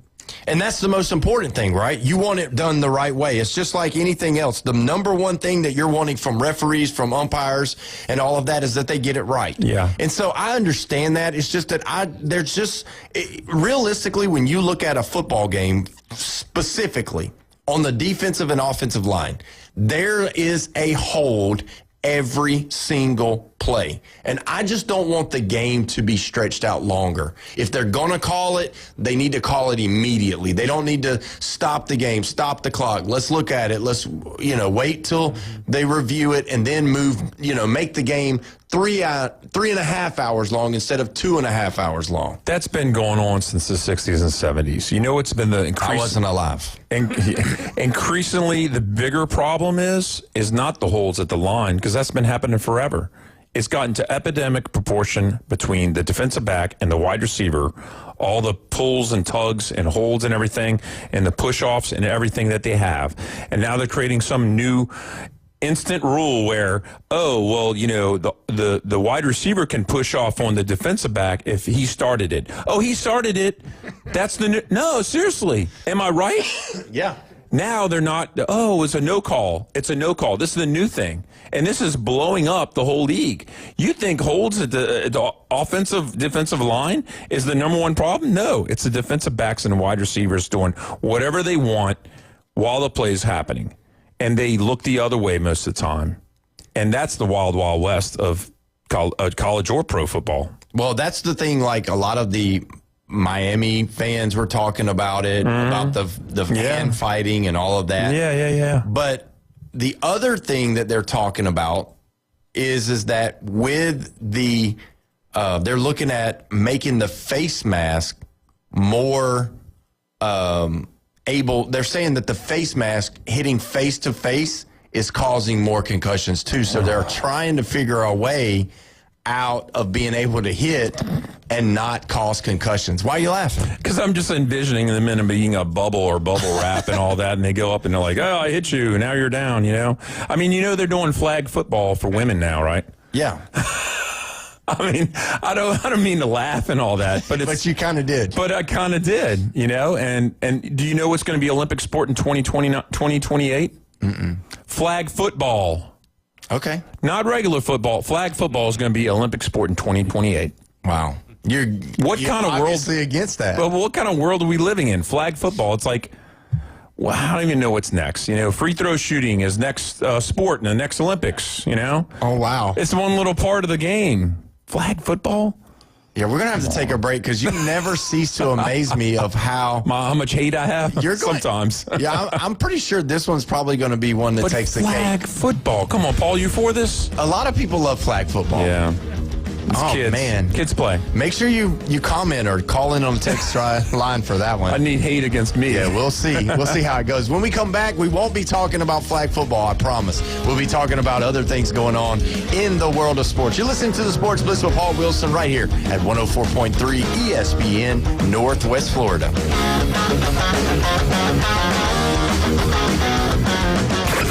Call in now. This is Touchstone service. The Red 70s studio line is open. Demonstrate how to make a call with your dial telephone. 850-215-6290. You're home for college basketball. ESPN Northwest Florida. Coming up Sunday, two SEC powerhouses collide. The number 19 Florida Gators host the number 23 Alabama Crimson Tide. And count it on the three. Coverage starts at 2:30, tip-off at 3, right here on your home for college basketball on the Gulf Coast. ESPN Northwest Florida. Good evening. This is Joanna with your latest forecast on ESPN Northwest Florida. For tonight, mostly cloudy and a low of 38 with wind 18 to 22 miles per hour out of the north-northwest. Some sun tomorrow morning, very windy conditions and cool near 40. Sunny and 39 in the afternoon and evening, 45 and sunshine with a blustery wind Sunday. Monday, sunshine and temperature slightly warmer at 53. This is your Friday's weather brought to you by Earthworks of Northwest Florida. Thank you for keeping that dial on ESPN Northwest Florida. Rely on it. Get ready, boys. Valentine's Day is incoming. Coin and Bullion Reserve's fine jewelry will take great care of you and make the process easy. Earrings, necklaces, diamonds, and engagement rings. Jewelry to fit any budget. For decades, you've trusted Coin and Bullion Reserve's fine jewelry, the largest rare coin and bullion dealer in the Southeast. Finest jeweler in town, still at 2621 East 15th Street. Coin and Bullion Reserve's fine jewelry, your diamond headquarters.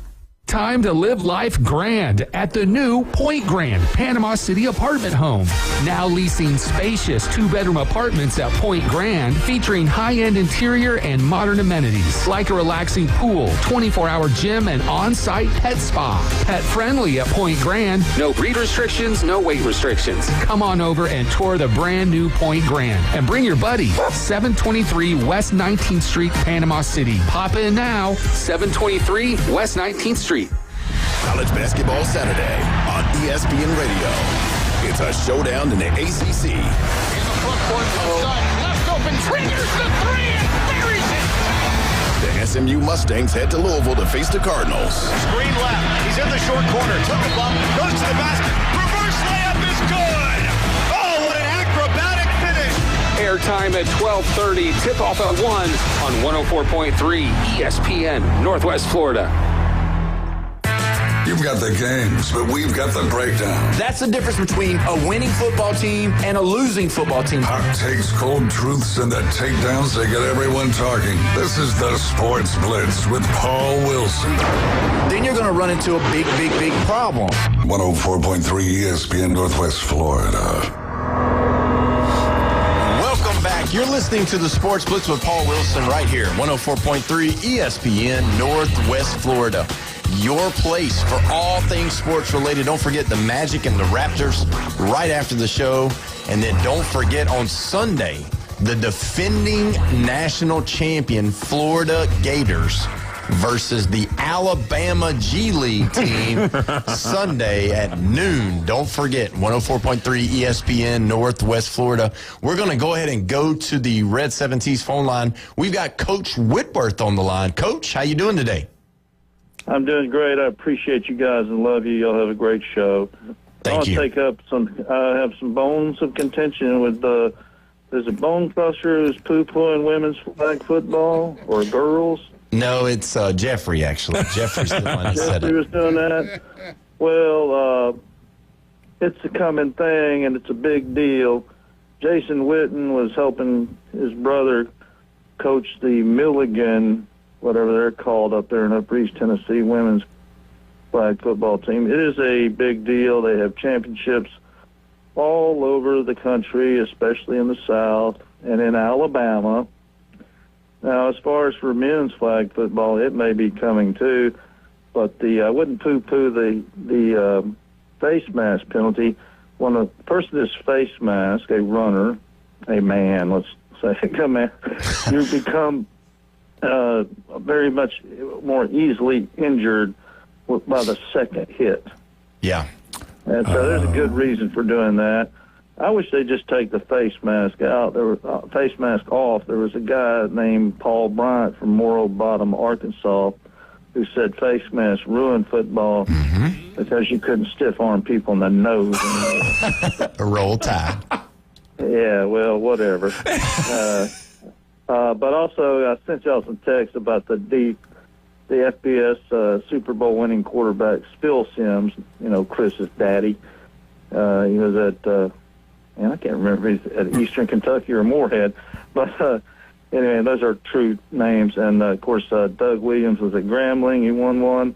Yeah. And somebody else did, too. Oh, Folt. Was it Folt? But wait, did Phil Simms, did he transfer to Maryland then? No, you're confusing him with the other blonde guy. Oh, Esiason. That's right. They look alike. They look so much alike. It's unreal. Left-handed, and Simms is right-handed. But and I tell you what was an interesting thing. Earlier late last year, Esiason interviewed Simms, and they were actually. There's nothing wrong with confusing. They were often confused by people. Oh yeah. Especially those like me who. We used to do crown-to-crown hits on a daily basis, and we have CTE. So I'm of mixed emotions about the sissification of football, and but amateur boxers wear soft headgear. I would like to see them wear that so we can see their faces, and their name, image, and likeness would be something we could recognize. I'm just a weird guy like that. But I don't know who's going to win that game. I would say this to Seahawks fans about the sale. Be careful that some mogul from another hemisphere doesn't buy that group and try, that team and try to move it to Wembley Stadium or something like that, or Hamburg. And of course, the league would come in a few years later and replace it. But there's all kinds of stuff going on in the world about the money is bigger than I could ever imagine, And thank y'all for doing what you do, and maybe the Gators will beat the Bama, but what do you think? Let me ask you something more to my heart. What do you think about Auburn coming into Tennessee?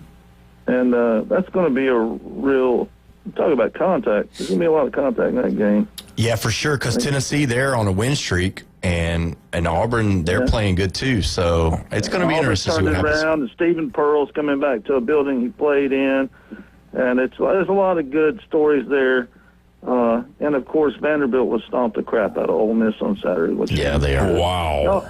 Y'all have a great one. Keep up the good work. We'll keep listening remotely. All right. Well, thank you so much. We appreciate it, Coach.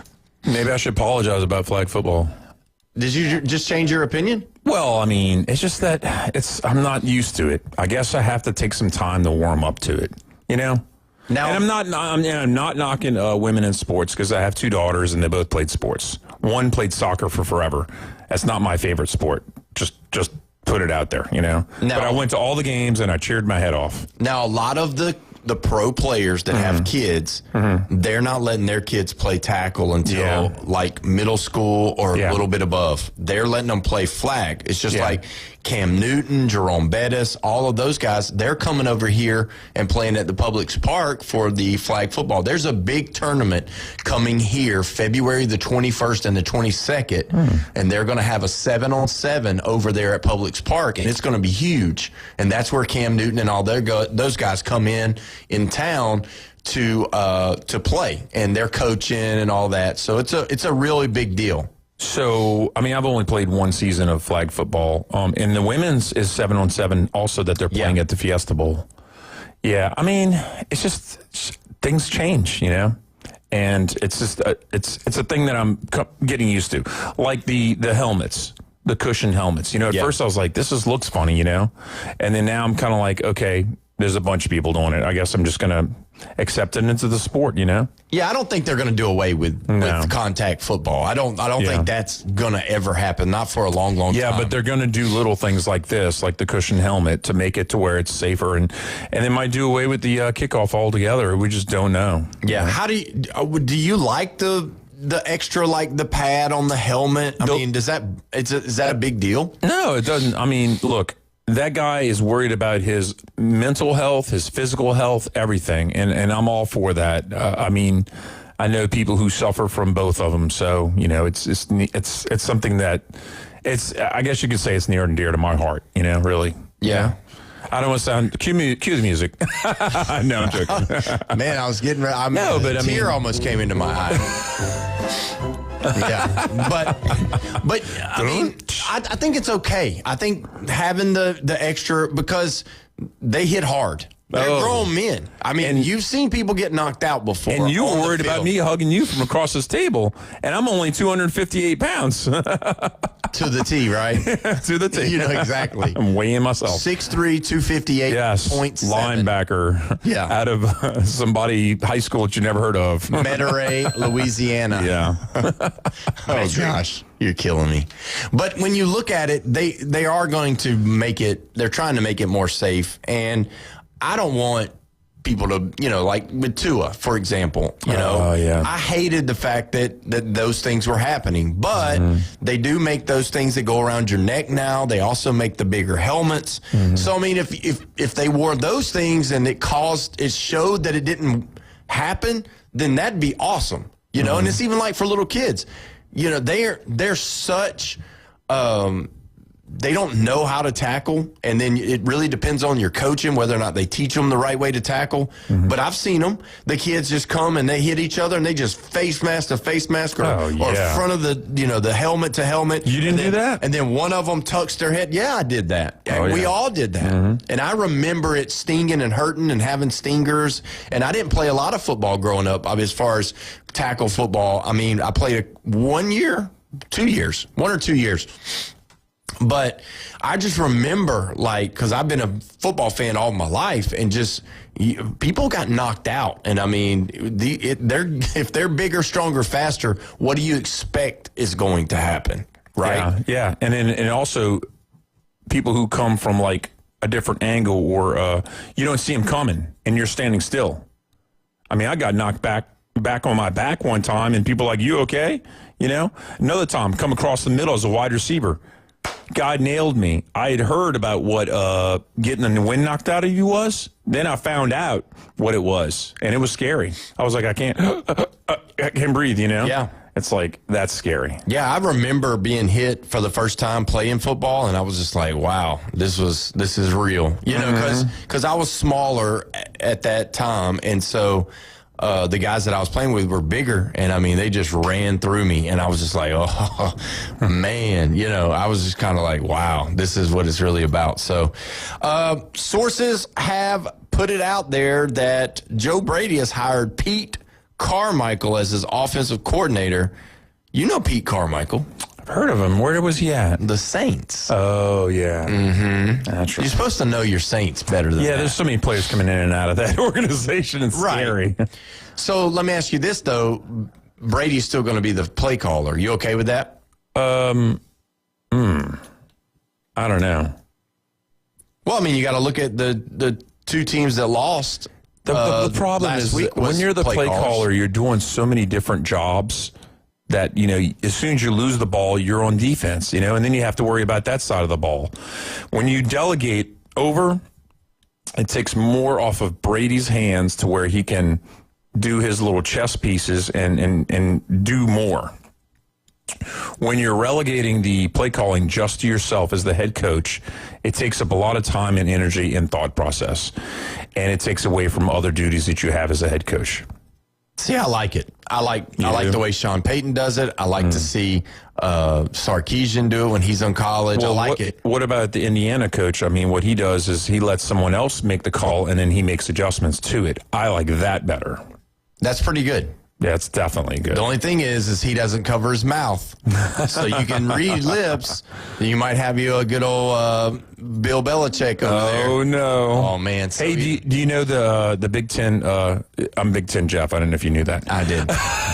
Indiana, schedule came out, and they're playing Ohio State and Michigan in back-to-back weeks. I saw that. Talking about not being scared. And taking the thing is that if you're going to play the part, if you're going to say, okay, we won the national title last year, give me what you got.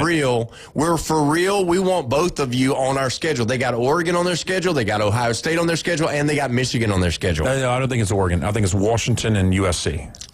You need to check it because I'm pretty sure they got Oregon on their schedule. They do. You're right, because you know what? The biggest weekend in college football next year is November 7th. Do you know what 4 games are being played? Tell us. LSU, Alabama. Oregon, Ohio State. It's not Indiana. I'll take that back. It's Ohio State and Oregon. I'm trying to remember the other 2. Georgia is playing somebody big. I don't think it's Ole Miss. I think it is Ole Miss. It is Ole Miss? I think so. Georgia, Ole Miss, LSU, Alabama, Oregon, Ohio State, and there's a 4th game. It's Miami, Notre Dame. There you go. Boom. Well, AutoNation Ford in Panama City, 730 West 15th Street. Those guys know how to get you in a new ride or a used car. If you go on their lot and you see a vehicle you like, go talk to them. They'll let you drive it. They still got good deals going on. If you trade in your Jeep and buy a Bronco, this is crazy to me. They're giving you $2,000 off of the price. That's unbelievable. Just to switch to their brand. That's really good. They got Expeditions, Broncos, like I said, F-150s, F-350s, Super Duties, all of those things. Go see them. 730 West 15th Street, right there by the railroad tracks. Also, recommended collision center. There's not a body shop or a collision center in this area that takes their time like Recommended Collision Center does. But not do they take their time, meaning you're going to be without your car longer. No, I'm talking about the care that they take for your vehicle and being able to turn that car back to you and get you right on the road. So go see Brandon and those guys. Make sure you mention the show and you will get a discount. They've got a great place over there. They've got donuts and coffee, and you can watch I think Pat McAfee when he's on the big screen, and just a big old fun place to go to. Go see them. If there's anything wrong with your vehicle, maybe you just need a diagnostic check. It's free. Go see those guys over at Recommended Collision Center on Jinx Avenue. Well, we're going to take our next break, and when we come back, got some trivia for Jeffrey. We're going to see how smart he is about some of these things that I just found out. You're listening to the Sports Blitz with Paul Wilson right here, 104.3 ESPN Northwest Florida.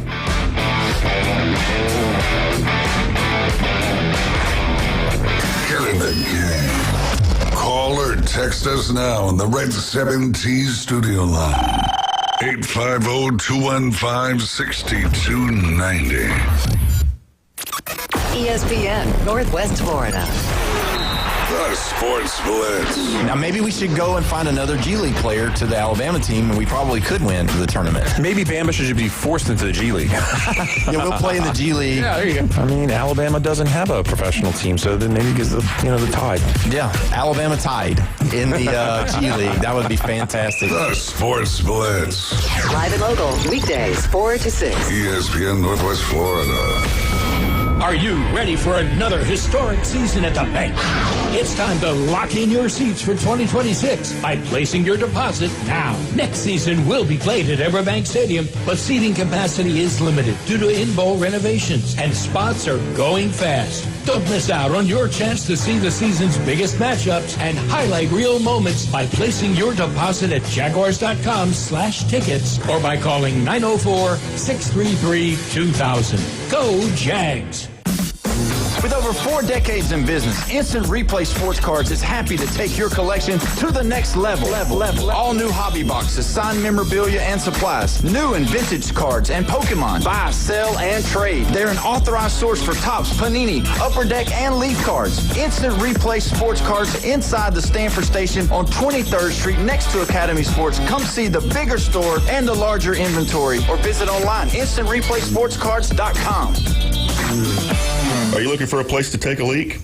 Do you have a truck, tractor, or other hydraulic equipment leaking or not performing as it should? At Reliable Hydraulic Solutions, we can get you back to work. Do you have a busted or leaking hose? Hydraulic cylinder or pump needing repair? If competitive pricing and a quick turnaround are what matter to your business, come see us at Reliable Hydraulic Solutions. Or you can give us a call at 850-326-3000. Reliable Hydraulic Solutions, 6840 Highway 77 in Southport. The best place in town to take a leak. College Basketball Saturday on ESPN Radio.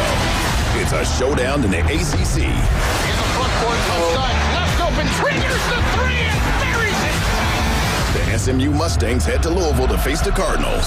Screen left. He's in the short corner. Took the bump. Goes to the basket. Reverse layup is good. Oh, what an acrobatic finish. Airtime at 12:30. Tip-off at 1 on 104.3 ESPN, Northwest Florida. Karen bought 83 liters of Dr. Thunder, a suitcase full of Cheez-Its, and a drum of Crisco. Now she's crying about using the self-check at Walmart. Maybe we should speak to a manager or something. Just saying. ESPN Northwest Florida. Now back to the Sports Blitz. Welcome back. You're listening to the Sports Blitz with Paul Wilson right here at 104.3 ESPN Northwest Florida. You are listening to your spot for Super Bowl 60 right here in the Panhandle. Don't forget, right after the show, Magic and Raptors. And then the weekend, you got Florida versus Alabama, Sunday at noon. Don't forget to check it out right here at 104.3 ESPN Northwest Florida. You want to be a part of the show, you still can be. We got about 15 minutes left. 850-215-6290, the Red 7T's phone line. You know, Jeffrey, we've been talking about what Dabo Swinney has said about Pete Golden and the way they've been tampering with the players. Now, just breaking yesterday after the show, Fresno State has come out and said that they have receipts for Ole Miss tampering with some of their players as well. So the NCAA is looking into this as well as looking into the Clemson deal. How does that make you feel? I mean, I get the whole us against the world mentality. I get the whole, I'm a football coach and I'm just going to play my football. I get all that and this little old Ole Miss now and all this stuff. But this guy's not doing right. He's not starting out on the right foot. This is wrong. You shouldn't be doing that. It's an unwritten rule. Whether it's written in black and white, you know as well as I do, everybody does mess with people's players. They don't get in touch with your uncle or your cousin or your brother or your next door neighbor or your mom's coworker. Is that tampering? That is tampering. If you're sending messages through them saying, hey, or how. But Pete Golden literally texted the guy himself and said, how much is your buyout? How much do I have to pay Clemson stuff to get you here? That's wrong. That's wrong. I don't personally like Pete Golden. Whatever. But still, that part is wrong. Now, you got another team accusing them now. So, and that's from clear across the country who has no relationship, as in they don't play them on the schedule. No. They're not in the same conference. And they're not even a top-tier football team. No, they're not relevant. I mean, they don't win the Mountain West. They probably won the Mountain West like 18 years ago. It's been a long time. Right. So I just wanted to throw that out there. I wanted to get your opinion on that. I just think it's a bad way to start. Maybe Golding needs to read the rule book in black and white. I mean, yeah, but... Does he need pictures? He might. All I know is that they're banking on Trinidad Chambliss coming back, and if he doesn't come back, they're in trouble. I think. Yeah. Well, you said they were what, number 2 in the portal? In the portal. And you keep on saying that the recruiting from the high school is not that important any longer. Well, it is important, but is it really? I don't know. All right. So either way, I also think that they're overspending. I don't think that they have the money that they're saying that, and you keep on saying boosters and all that, but I'm telling you, sure, they have some rich people that are affiliated with the university, but I think they're spending way too much money. They're going to get in and over their head. Steve Barnes says that they have the money. He says that their collective is big. Do you know what's the number 1 poorest state in the United States? It's Mississippi. I'm sorry. Right. My dad was born there during the Great Depression. Play the music. No. No, I mean, it is. It's the poorest state in the United States. Right. I understand. I'm just telling you. Median income included. Just let you know. Yeah. All right, so this is going to be a little bit of trivia. I'm going to let you kind of guess and see where you are with some of these. And if you want to call in, if you want to text in on this as well, you can. We're going to go with the top 5 college football teams that have the most wins in the college football playoff era. So the top 5 teams, college football teams, that have had the most wins in the college football era. Okay. Well, obviously, Alabama and Ohio State are probably 1, 2. That is correct. Okay. You want the top 5. Okay, so I'm on 3rd right now. And, shoot, this is hard because Oklahoma's been there so many times, but they just don't win games. I don't think they've ever won a game in the playoffs. They've won games in the playoffs. I can tell you that. Oklahoma? Yes. In the playoffs? Mm-hmm. Wow. Well, they're not in the top 5. See, here's the hard part. You know, when you have a run like last year and Notre Dame won 3 games, that brings you way up. And then this year with Indiana winning 4, I'm going to say Indiana's probably number 4 or number 5 on this list. They're not. Oh, wow. Clemson. Clemson is number 4. So I got number 3 to get. It's not Michigan. It's not LSU. Absolutely not LSU. It can't be Washington or Oregon. No, I'll go with Oregon. Oregon is not number, they are number 5. No? 8. Ooh. Who does that leave me with? I can't believe you haven't gotten these 2. I mean, these 2? Texas. No. No. Mm-mm. Who in the heck? I mean, who in the heck? I'm going to give you like 5, 4, 3, 2, 1. I can't believe it. Georgia Bulldogs is number 3. Oh, sure. I'm sorry. I blanked out on that one. That's number 3. And then your favorite team is number 5. Who? The Fighting Irish of Notre Dame. Oh, because they won 3 last year, and they never won 1 before that. So there you See, go. that's how lame this is. From 1 year, you can get on this stupid list. Well, they got on the list, and not only did they get on the list, they made the top 5. So, I mean, that's what's crazy. That's lame.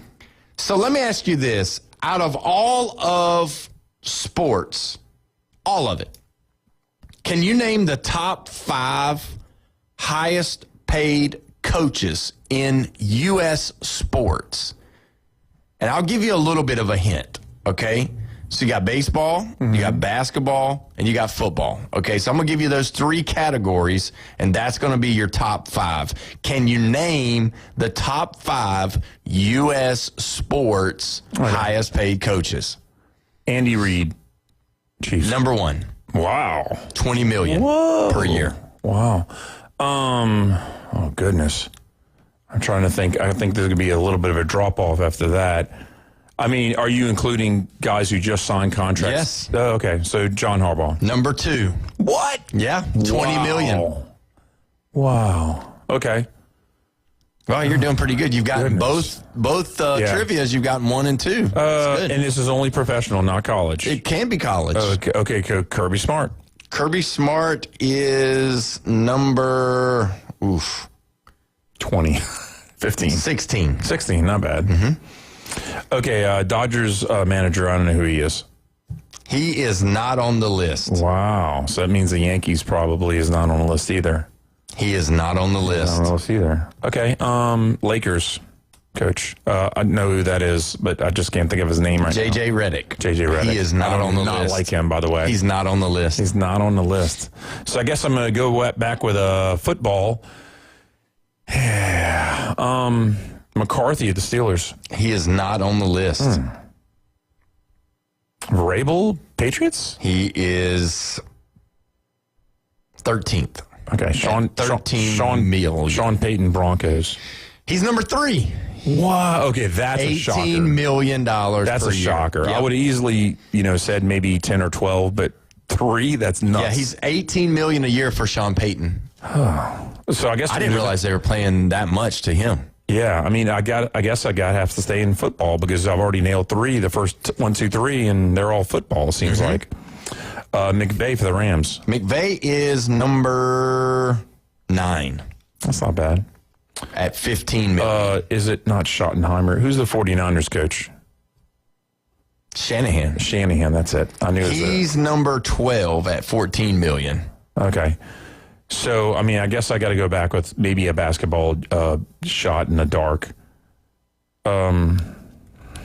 It's crazy. I didn't realize that there's actual smoke coming out of your ears right now when you're thinking. I mean, there's a lot of stuff going on right now. I don't want to just go for the big names because I already said that the Lakers' J.J. Redick was up there. I guess I'll go with the Celtics coach. I don't know. No. He's not even on the list. Huh. Yeah. I'm going to give you number 4. For the Golden State Warriors, Steve Kerr. Oh, that's true. He's at $17.5 million per year. Totally makes sense. It's unusual because, they're not a big... I'm not saying it's not a big city, but San Francisco area, you don't really think of that, really. Yeah, so the NFL... we're gonna go Campbell NFL. Lions. Campbell Lions. No. He's not even on the list. He's not even in the top 20. Ben Johnson, Bears? He's not on the list. Oh, I'm sorry. He is on the list, but he's like 14th at $13 million. I can't even think. Who? Oh, no, not them. You're going to be like, yeah. Cowboys coach. No. No? No. He's not even on the list. So I'm going to give you number 5. I know this is going to make you go. Jim Harbaugh. Jim Harbaugh with the Chargers, number 5 at $16 million. The shockers to me is that Aaron Glenn is $12 million with the Jets, and he's at number 19. Oh, well. Okay. And then number 20 is Marcus Freeman, and then your guy Lane Kiffin. Oh, Ryan Day. Ryan Day and Lane Kiffin's at $13 million. Ryan Day's at $12.5 million. Okay. So I mean, you're thinking about, if you look at it, you got Kirby, Lane, and Ryan Day are the 3 highest paid, and then when you go to Marcus Freeman, he's the 4th. So there you go. They're in the round out the top 20. So it just kind of made me. So where's DeBoer? He wasn't on the list. What? No, he wasn't. Oh, come on. I think he's like 7th or 8th in the whole thing. Okay. Of the whole college football. So does that insult you? No, because he has 1. I think Dabo should have been on there, but he wasn't. All right, so we got about 3 minutes left before we have to leave for the weekend, and I want you to explain to me what's going on with LSU people. So the story has been put out that the Honey Badger, Tyrann Mathieu. Yeah. Yeah, he's from the West Bank of New Orleans. Yeah. Yeah. He drank bleach. What? At LSU to try to beat the drug test. So what in the world is going on at LSU? Why would you allow your player, as good as Honey Badger is, but he has admitted to it. This is not just a made up story. This is for real. Tyrann Mathieu has said that one time he had read it online, he saw a TikTok video or some kind of video that said if you drink bleach and let it do whatever, that it'll make you pass your drug test. And so he said that he did that when he was at LSU. Wow. You know what's the messed up thing that entered my head? Well, how much bleach was it? I mean, that just sounds crazy to me. Yeah. Yeah, I mean, like, it could be a little bit, you know? I mean, he said that he still failed the drug test. So, I mean, the bleach did not help. So I got to stop drinking the bleach. Yeah, you can't drink the bleach. It will not help you. No. But I just, for me, I was just like, gosh, that's just crazy. But either way. I just use the Lysol's, breath help, how about with the breath, Lysol. I'm joking. Oh, I'm totally joking. joking. To say, wow, I don't know. This is a joke. We've got to not tell a joke behind that joke. So we can't leave today without talking about something that happened last night. Obviously, the Dallas Mavericks and the Charlotte Hornets played last night, and Cooper Flagg, 49 points. That is a record for a rookie. The previous record was 42 by Mark Aguirre. You remember Mark Aguirre back in the day, played with the Pistons? I'm surprised he would be the one that had that record, though. Yeah, but 49 points. He scored that against his teammate. Former teammate. Yeah, at Duke. And but they lost the game. But still, it pushed him up. It pushed him up a little bit higher. Him and Kyle are fighting tooth and nail to see who's going to be the Rookie of the Year. So 2 Duke teammates going to try to see who's going to be the Rookie of the Year. If you had to guess right now, you think Cooper Flagg's probably going to win Rookie of the Year? I think so. Yeah, I do too. Either way, it's been a great day. Thank you, Javion Elliott, for being in the building with us today. Jeffrey, thank you so much. Bone Crusher, we appreciate your work today. Have a great weekend, man. Make sure you have some fun tonight because the weather is coming. Bundle up. We'll see you on Monday. Have a great weekend, everybody.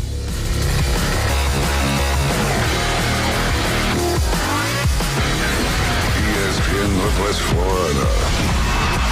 The magic plays here. To Patazzi. Hammers it through.